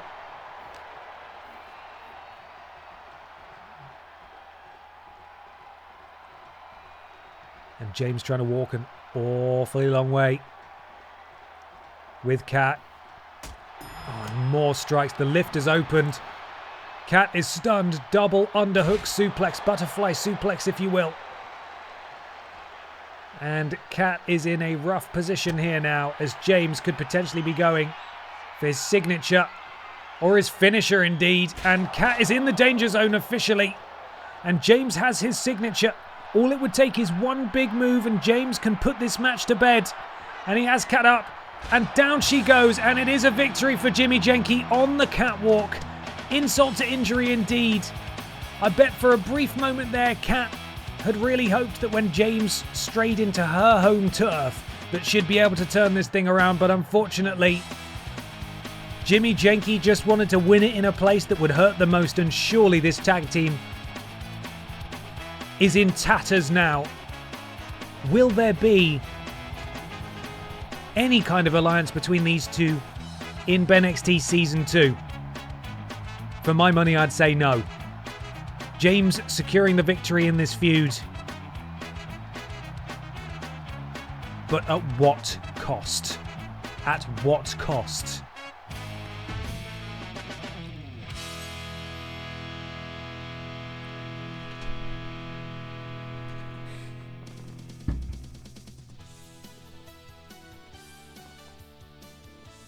I pulled my headphones out. It's fine. The cheese sandwich has worked wonders. I feel better now. We are entering the BENXT Men's Championship match now. Dick Mychinko defeated EE Tim a few weeks ago in a shocking upset. But unfortunately for poor Dick, he has been on quite the losing streak in recent weeks. Most emphatically, in a match against Brian Butterfield. Entrances are off, thank you. Entrances are now back on. Brian Butterfield absolutely destroyed Demo Dick a few weeks ago, which is why he has been added to this match. Could Brian become a world champion tonight? EE Tim and Brian Butterfield challenge Dick Mychinko for the BENXT Men's Championship next.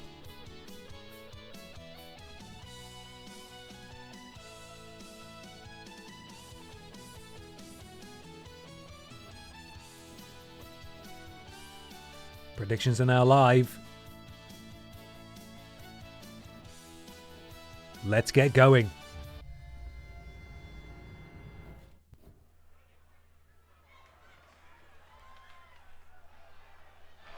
Hello, crowd. There they are. They've woken up now. It is a triple threat match, and is for the NXT Men's Championship.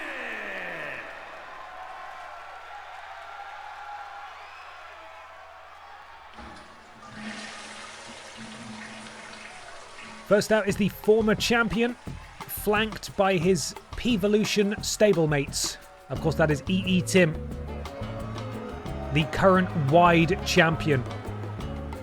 On his left, Triple Flush. On his right, the new Pip-Down Tag Team Champion, Dave Bautista. Gold is slowly returning to P-Volution. Could Tim reclaim the BENXT Championship tonight and become Timmy Two Belts once more? Will Tim retain his wide championship in the very next match? Will Tim go into BENXT Season 2 with any titles at all? We shall see. We shall see.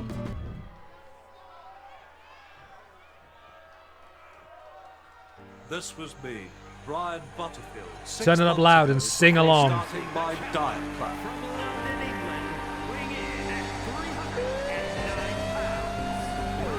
But just look at me now. I feel like a new man, thanks to the Butterfield diet.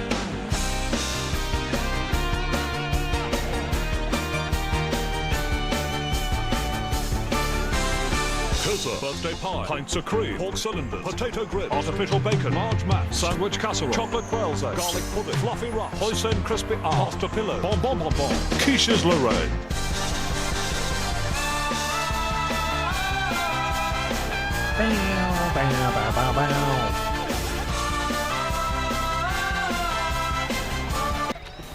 Big Brian is ready for war, but let's get a look at the champion. Drop dead, motherfucker, you fucking amateurs.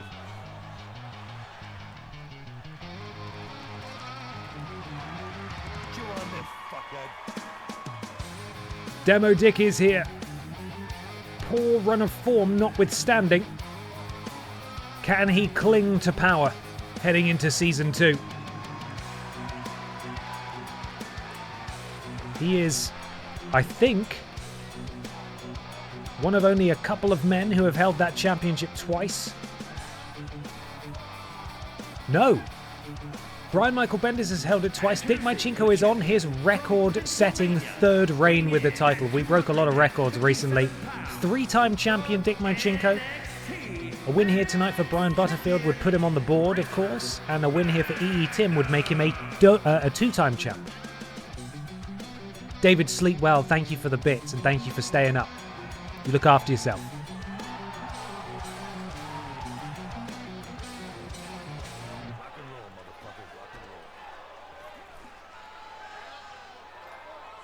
There it is. And there is that, the BENXT Men's Championship. Defended here at BENXT, end of the road. Tim looking for his second reign. Brian looking for his first. Richard Marchenko looking to... Mychenko, sorry, different guy. Looking to extend his reign. And Brian... Sidewalk slam to EE Tim. He wants to assert himself in this match. You see of course, the roster, the faction members, friends, if you will, of EE Tim lurking at ringside could potentially get involved. But we shall see. Brian inside cradle, rolling up EE Tim. Kick out at 1. Demo Dick was there, ready to get involved, and here we see Brian taking it to the champion that he so easily defeated just a couple of weeks ago. Tim.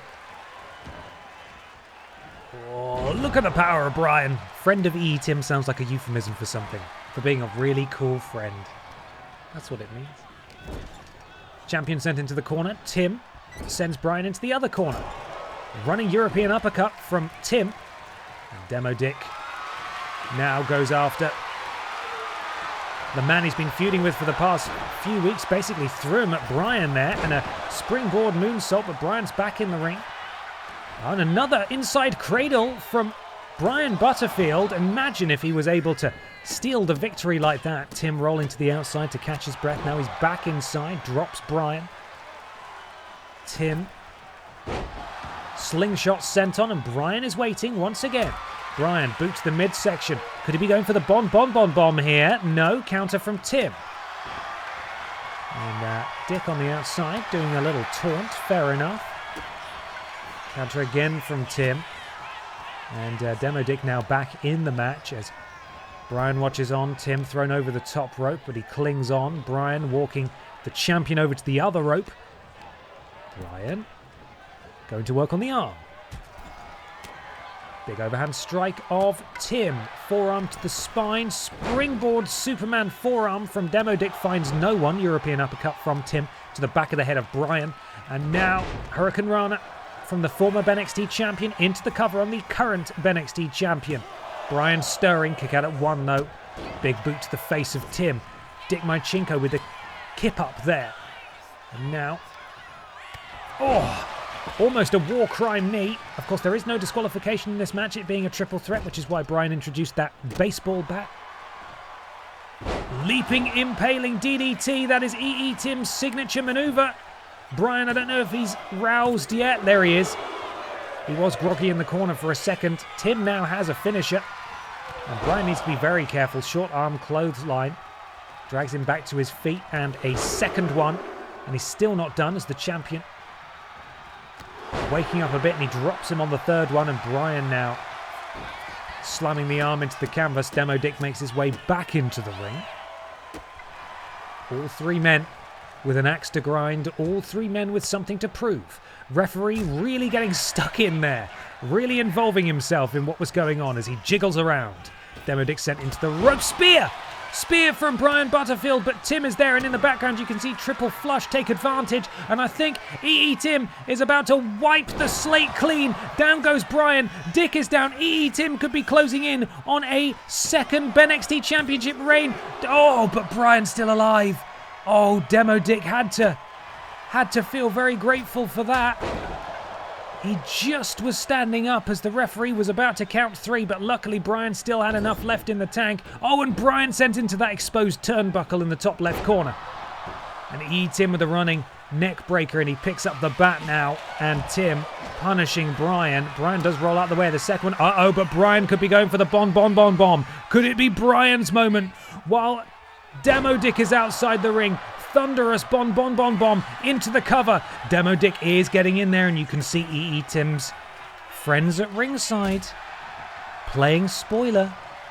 distracting the referee. Brian goes for a tumble to the outside, and now it is just champion and rival. Demo Dick and Tim. 2 turnbuckles are exposed now at the top there. You get thrown into that, and that's going to cause serious damage. German suplex. He holds on, spins him out, turns him inside out with that lariat. The champion starting to roll. But Brian is getting his way back in, and he takes down the champion. Tim rolls to the outside. Dave Bautista, one half of the Pip Down Tag Champs, triple flush, watching on the outside. Elbow drop from Brian. To the champ. Brian now going to the middle rope. What's he looking for here? Elbow drop. And that is a lot of weight coming down on the sternum of the champion. Tim now back in the ring. Tim. Oh! Leaping cutter. Drops Brian. And Tim going to the top rope as Demo Dick is on the outside. Massive splash. None of the participants are close to securing a signature or a finisher at this point.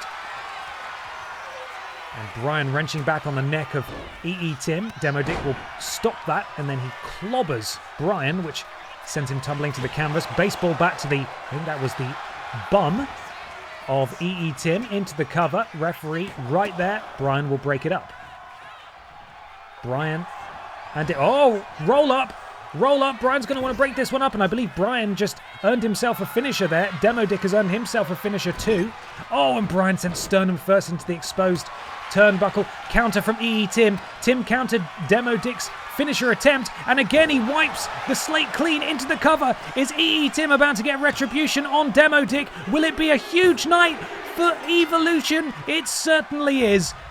EE Tim is a 2-time BENXT Men's Champion. P-Volution coming out of this event holding all of the gold.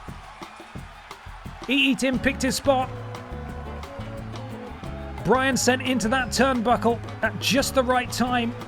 And EE Tim countered Demo Dick's finisher and then was immediately able to hit his own. Let's see if we can see this again here, the closing moments. This was it. That was the counter of the finisher of Demo Dick, and then immediately he goes in for his. Wipes the slate clean. Into the cover. Brian still recovering from the exposed turnbuckle. You cannot say that the P-Volution members at ringside did not help. But he has recaptured his championship. And he is BENXT champion once again.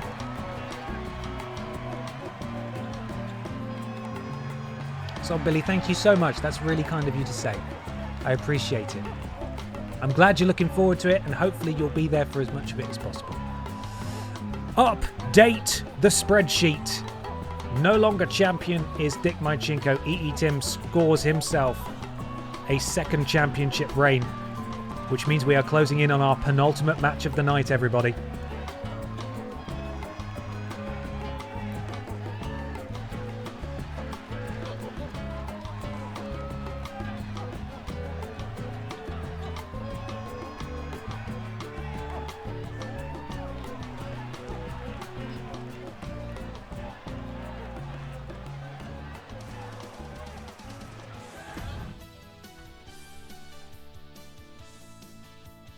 And it's a big one. Tim, fresh off capturing the BENXT Men's Championship, now walks directly back into the mouth of the lion as he defends his wide championship against, entrances are off, against Mikey Jonso, Seth Pissin Rollins, and cannon-headed Appleboy with Lord Brotovich in his corner. All former wide champions.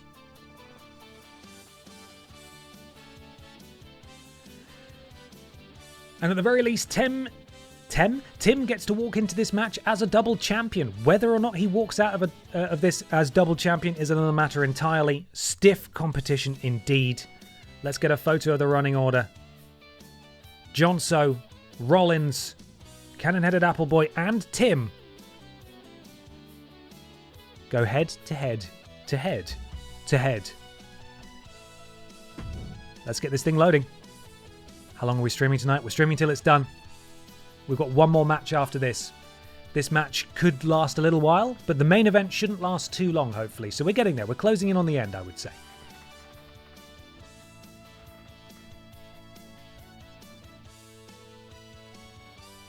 Predictions live. Massive thank you to the mods again for sorting the predictions. Wedge of those BENXT bucks. We've not got long left. Here we go.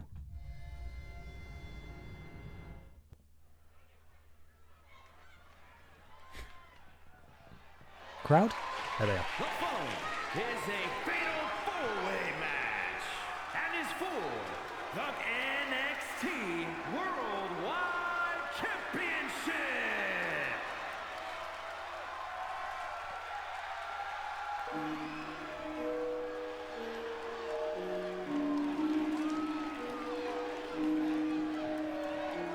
We got that doggy shit. Introducing the challenger from Newcastle upon Tyne, England, weighing in at 211 pounds.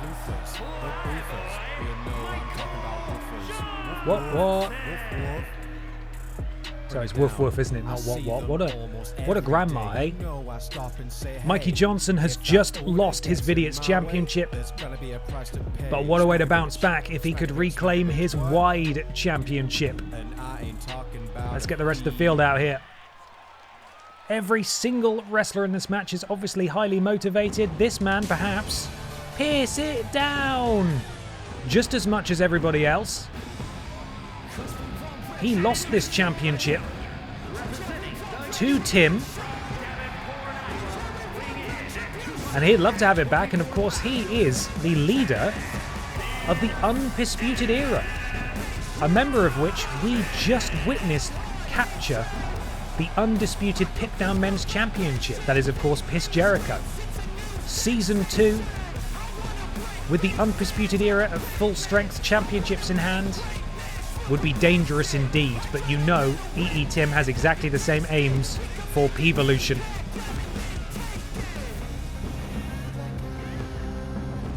So Seth Piston Rollins wants this title. Just to clarify, if Mikey wins and keeps the belt, would he defend that with the Vidiots title in Triple Threats? No. Just the Vidiots title on the line in those ones. If Ben and Peter want a shot at the Wide Championship, they need to earn it. You know? They need to bloody earn it. Seth Piston Rollins is here.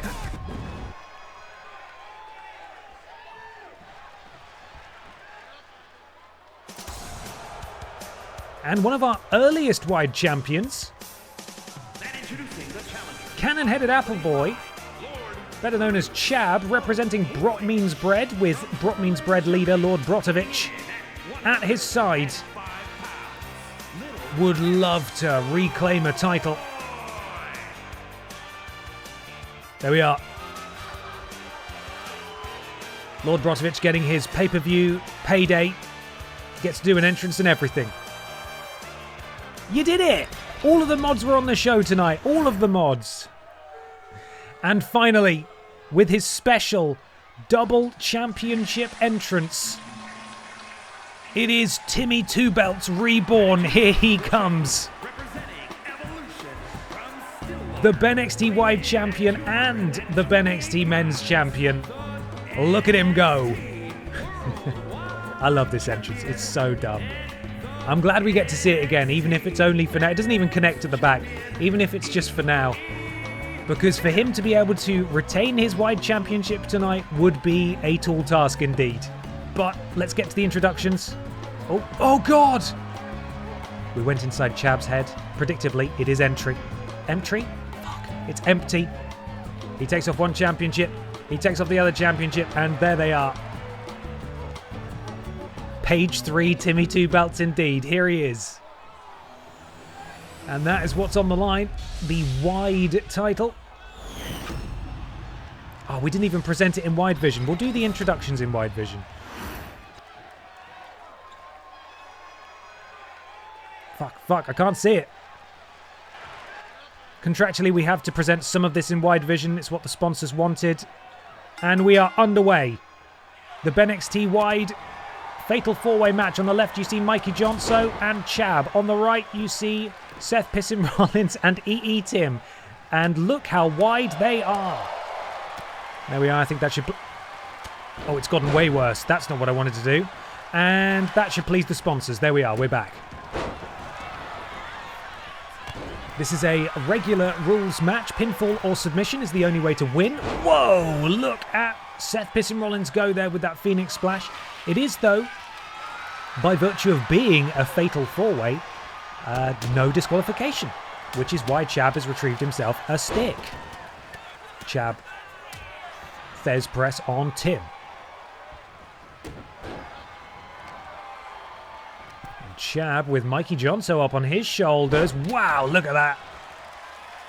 Impressive stuff from Chab, but he immediately eats a knee from Seth Pissin Rollins. Boot to the midsection from Tim, who walks through. Tim, highly motivated tonight, riding a huge wave of momentum after successfully reclaiming the BENXT Men's Championship in the very last match.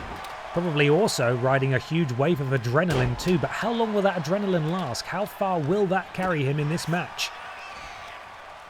Mikey rolls to the outside for a breather, and Lord Brotovich giving him a piece of his mind. Lord Brotovich can get involved, but he is choosing not to, which is very respectful. Maybe Chab had a word backstage, said, I want to come out here and I want to do this myself. Champion staggered on the rope there as Mikey Jonso and Seth Pissin Rollins renew hostilities. A reminder that it was at Walrus Mania that wide tournament winner Seth Pissin Rollins beat Mikey Johnson for the wide championship. So all of these guys go way back. A lot of history, a lot of rivalries in this match. Side Russian leg sweep from Seth Pissin Rollins. And then he drops Chab with a leg lariat. You can see Lord Brotovich making his presence felt. He is removing the turnbuckle pad in the bottom left. And that was pivotal in the decision, or the ending, of the BENXT Men's Championship match we just had, when the men from P-Volution removed both turnbuckle pads at the top. Brian Butterfield sent into one, which allowed Tim to hit the finisher and claim the belt. So it's no small thing that that turnbuckle pad has been exposed. You see Seth Pissin Rollins wandering around on the outside, collecting himself, perhaps looking for a title. Mikey Jonso sends Tim into the turnbuckle. And Tim collapses, and Seth Rollins clobbers Mikey with a kendo stick and a spine buster from Tim. And Tim now has the kendo stick and shatters it over the midsection of Seth Pissin Rollins. Into the cover goes Tim. Kick out at kick out at 2. Tim, slingshot senton, doesn't quite catch Seth Pissin Rollins. And on the outside, impaler DDT there from Tim, That is Tim's signature maneuver, so Tim does now have a finisher. And Tim could deploy that at any moment, so people need to be wary of what Tim is doing. Airplane spin from Mikey Jonso to Chow. Seth Pissin Rollins boot to Tim and then gets him back to his feet. Oh, and a leaping knee strike, and Mikey drops the elbow off the top rope to the face of Chab. And now Lord Brotovich looking for a chair, which he slides into the ring, maybe to help Chab. We'll see if that helps or hinders as Tim rolls back in, but Seth Rollins is waiting. And Scorpion Death Drop from Chab. And now Chab does pick up that chair. And Tim manages to quite easily disarm him. Uh-oh, looking to wipe the slate clean, and he does it into the cover. Mikey Johnson is right there and will break it up, but that's exactly how Tim won the championship in the last match. Rollins back in the ring, and an elbow strike to Mikey, I believe, has busted Mikey Jonso open there. And Mikey now sent into the turnbuckle in the corner. Tim, European uppercut. And now he sees Seth Pissin Rollins left all alone. Seth Rollins has a finisher, and Seth Rollins sent into the turnbuckle pad. And just laying in the heavy artillery is Tim, right to the face of Seth Pissin Rollins. Oh, and a leaping headbutt from Tim. Tim is in full control of this match, it must be said. He really has pulled out all the stops here.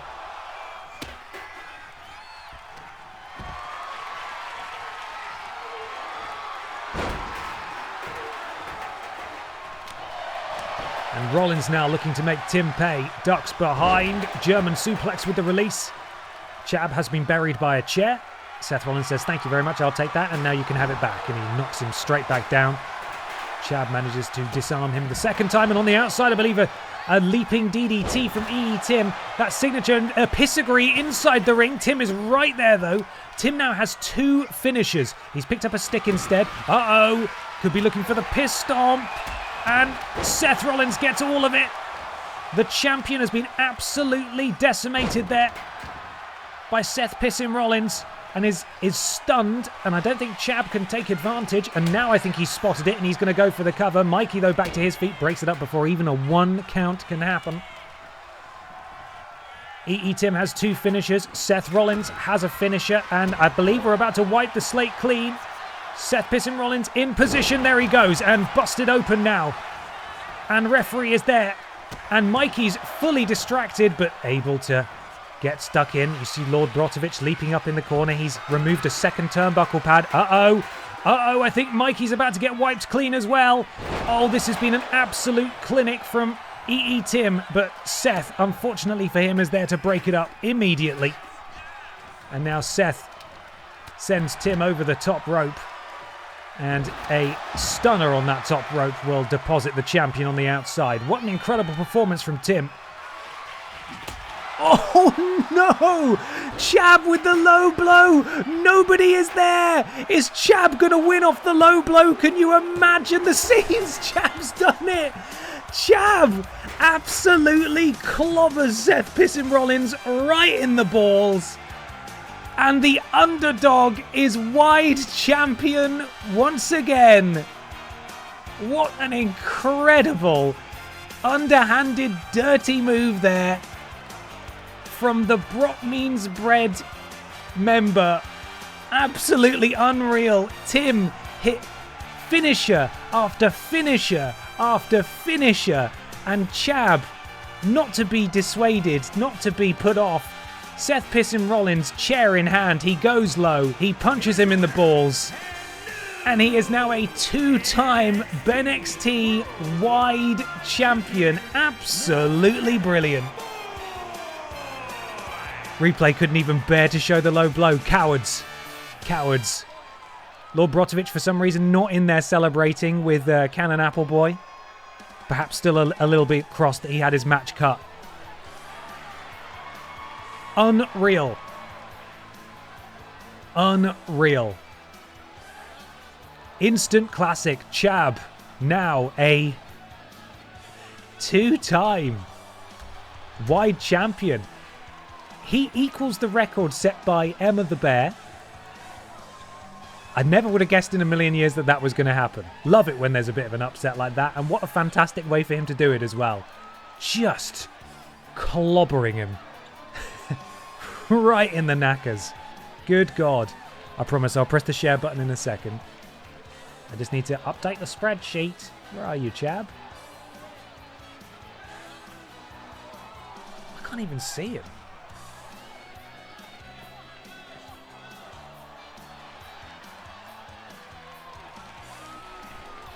Chab's somehow been removed from this division, but that's fine. He's still got in the match. I've added him back to the spreadsheet. Mad. I also didn't update the Pit Down tag title spreadsheet match either, so I'll do that now. Got to stay up to date, guys. How else will I remember? Incredible.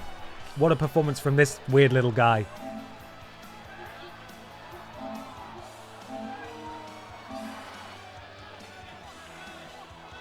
Oh, that was it. So, we had Tim wipe the slate clean with Mikey into the cover. Seth Rollins broke it up straight away. Tim, much like how he won the championship earlier on, was ejected from the ring. Seth Rollins picks up a chair. Chab, full of confidence and wonder, just walks straight up to him, punches him right in the balls. And that was that. Lord Brotovich watching on. Does he even celebrate when he wins? Yeah, he does. He does a little celebrate. Come on. Huge. Absolutely huge. This guy has punched people in the balls before, and he will do it again. So you watch your back, everybody. You watch your back. Which means, everybody, it is time for our main event, the final match of this stream, of BENXT End of the Road, and indeed of BENXT Season 1. And I cannot think of two more deserving participants than Grimace and Emma the Bear. Emma the Bear is the current BENXT Women's Champion. She is a one-time champion. She's been chasing it for a long time. She defeated Grimace for the title. Grimace, I would argue, longest reigning BENXT Women's Champion and a former two-time BENXT Women's Champion. This match ends in knockout. No pinfall. Also submission, if they want to do submissions, but it's unlikely. This is an underground match, and they are going to leather each other. So, entrances are on. Turned it off again. It's the McNuggies versus the Bear. It's time to go big and then go home, because it's main event time. Get ready, everybody. What a journey it's been to get us to this point.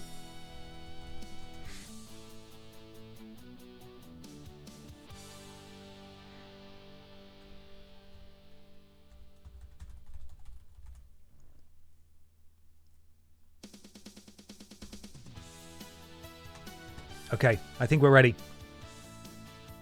Let's go.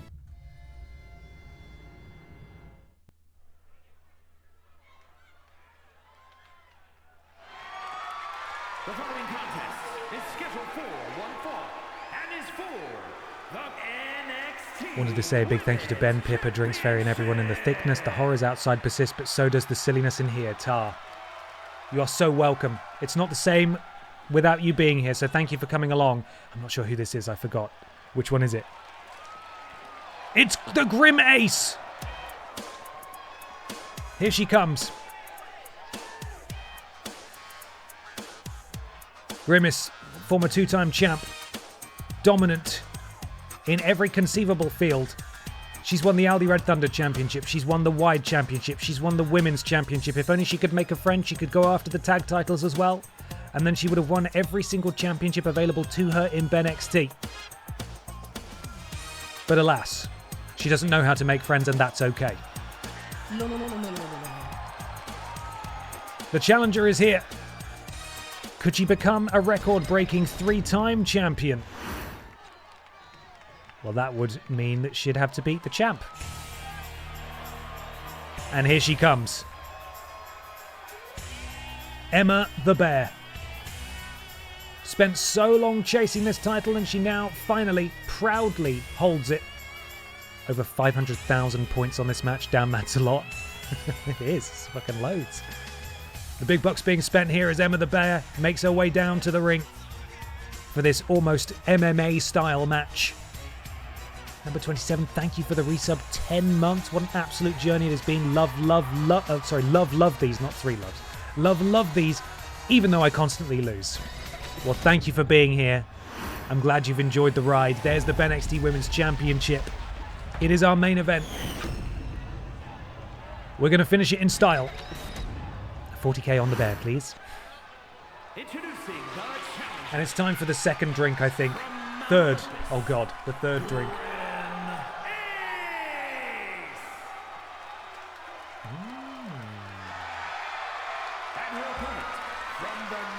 Ooh, that's tasty.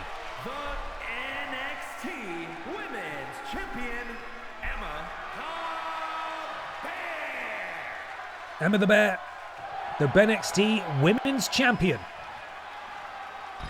She will now, of course, hand this title over to our referee, who will show it to Grimace, who knows what she's all about, knows what needs to be done. And when the bell rings, we're officially underway. No counts, no pinfalls. The only way to win is by knockout, technical knockout, or submission. Here we go. And a lock up there with Grimace getting the advantage. Showcasing the power fall away slam. Basically threw Emma right off the canvas. And look at those amazing sponsors there. The lighting of this match in particular really, I think, showcases very nicely the Wonderful sponsors we've had for tonight, including Snickers, Slim Jim, Papa John's, KFC, Mike's Harder Lemonade, Cricket Wireless, Audible, Skittles, Credit One Visa, Coca-Cola, Monster Energy, 5 Hour Energy, Geico, Dude Wipes.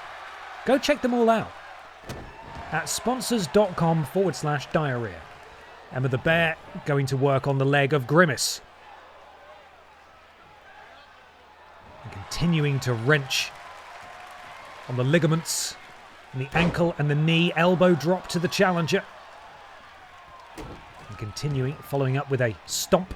And going again after the elbow this time of Grimace. And now slamming her into the mat right on top of that Skittles logo. Skittles, they're delicious. Try them.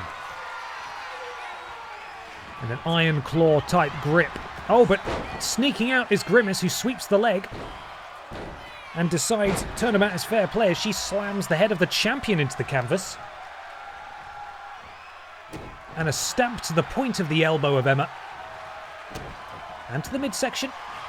And now knee in the lower back and another sort of submission maneuver here. But Emma, it's her turn this time to slip out. Oh, but she can't quite lift the heft of Grimace. There's an awful lot of McNuggies there. Sidewalk slam from the challenger. And the generic people at ringside cannot believe what they've seen. Reversal from Emma. Elbow finds its mark on the face of Grimace, and now she's sort of choking Grimace. Oh, and a big punch to the breadbasket of the Grimace of BENXT, and a double axe handle to the back. Grimace dropped. Oh, manages to block that drop kick. What's Grimace going to think now? Rabbit punch to the face. Big strike, and another. Just sort of chopping down the champion. Oh, and a counter from Emma. Emma. Oh, into a bear hug. Emma with the bear hug. The move made famous by her species, but unfortunately for her, Grimace not hurt enough, and she's able to power out of that. And Grimace does have a signature maneuver already. Emma the Bear not quite as close.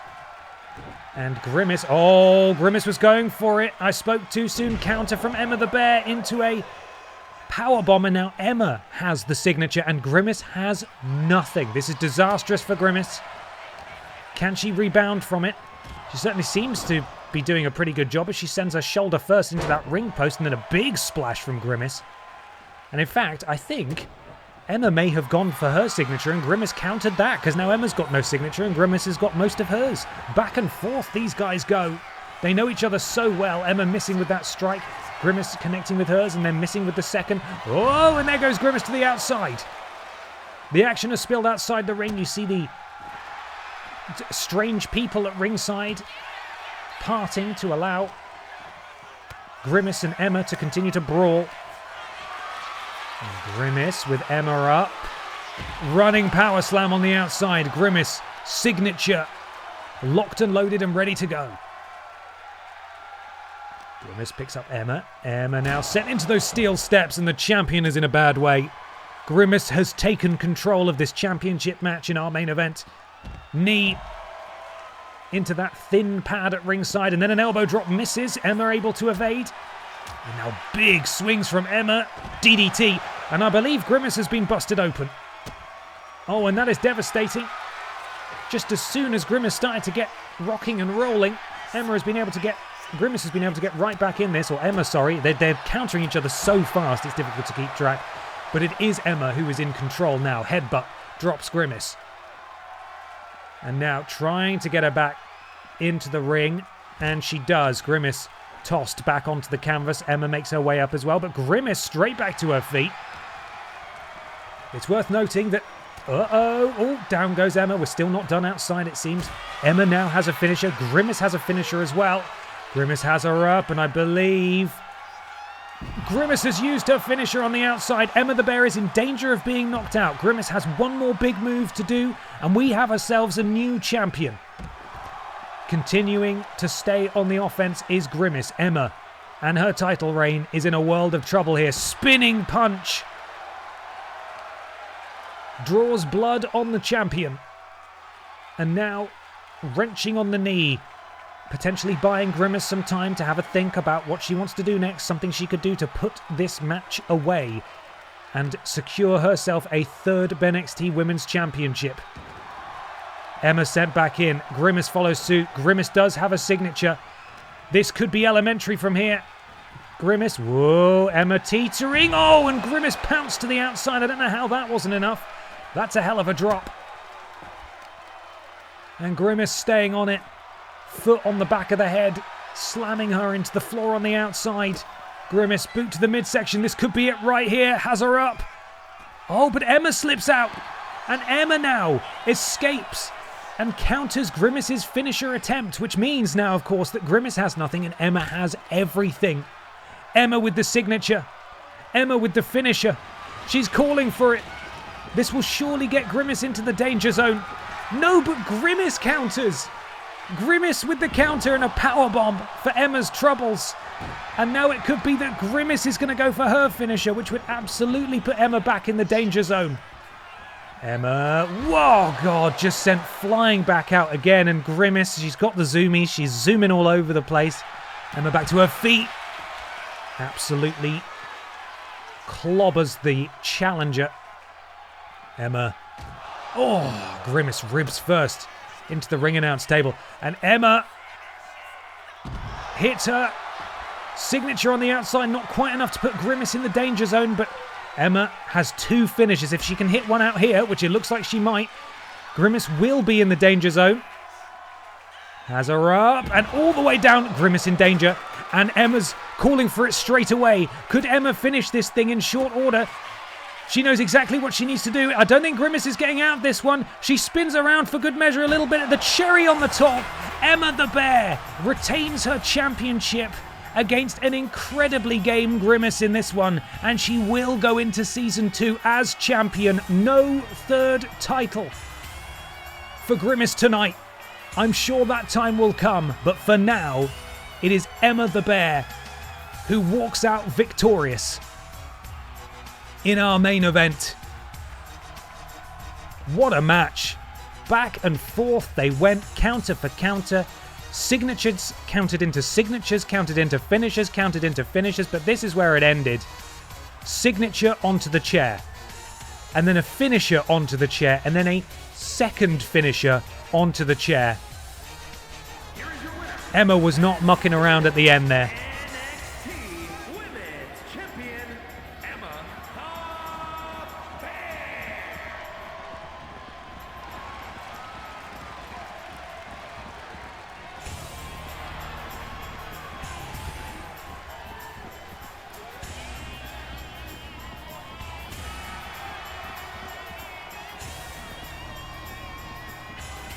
And that is the final still from Season 1 of BENXT. It's been an incredible honour. This has grown into something beyond I ever imagined it, and it's in no short part to all of you. So an incredible thank you once again to everybody who's contributed music, artwork, creations, your suggestions, your advice in terms of like how this game even functions and your guidance in that capacity. All of the BENXT bucks wagered, suggestions for new characters to join the roster. We're now obviously going to take a few weeks off. Hopefully next week we'll be starting the career mode of WWE 2K25, and while we play through that, in the background we're going to get to work on Season 2. When we launch Season 2, hopefully it will be in decent shape, but it will of course continue to grow and evolve as we go. An incredible thank you to all of you for being here tonight, for joining me across Season 1. We're going to raid Adam Pacitti now, so go and send him some love. And have a fantastic rest of your evening, rest of your week. I will see all of you on Monday for the Pokémon stream. Unfortunately for me, the BENXT Bucks announcement is covering my ability to raid. I can't see the prompt anymore, so I've got to wait until this goes. Where is it? There it is. I can see the raid option now. Okay, have a fantastic evening, everybody. Thank you again. I cannot thank you enough. I love doing this. Long may it continue. I'm now able to raid. I will see all of you next week. All right, take care, everybody. Bye.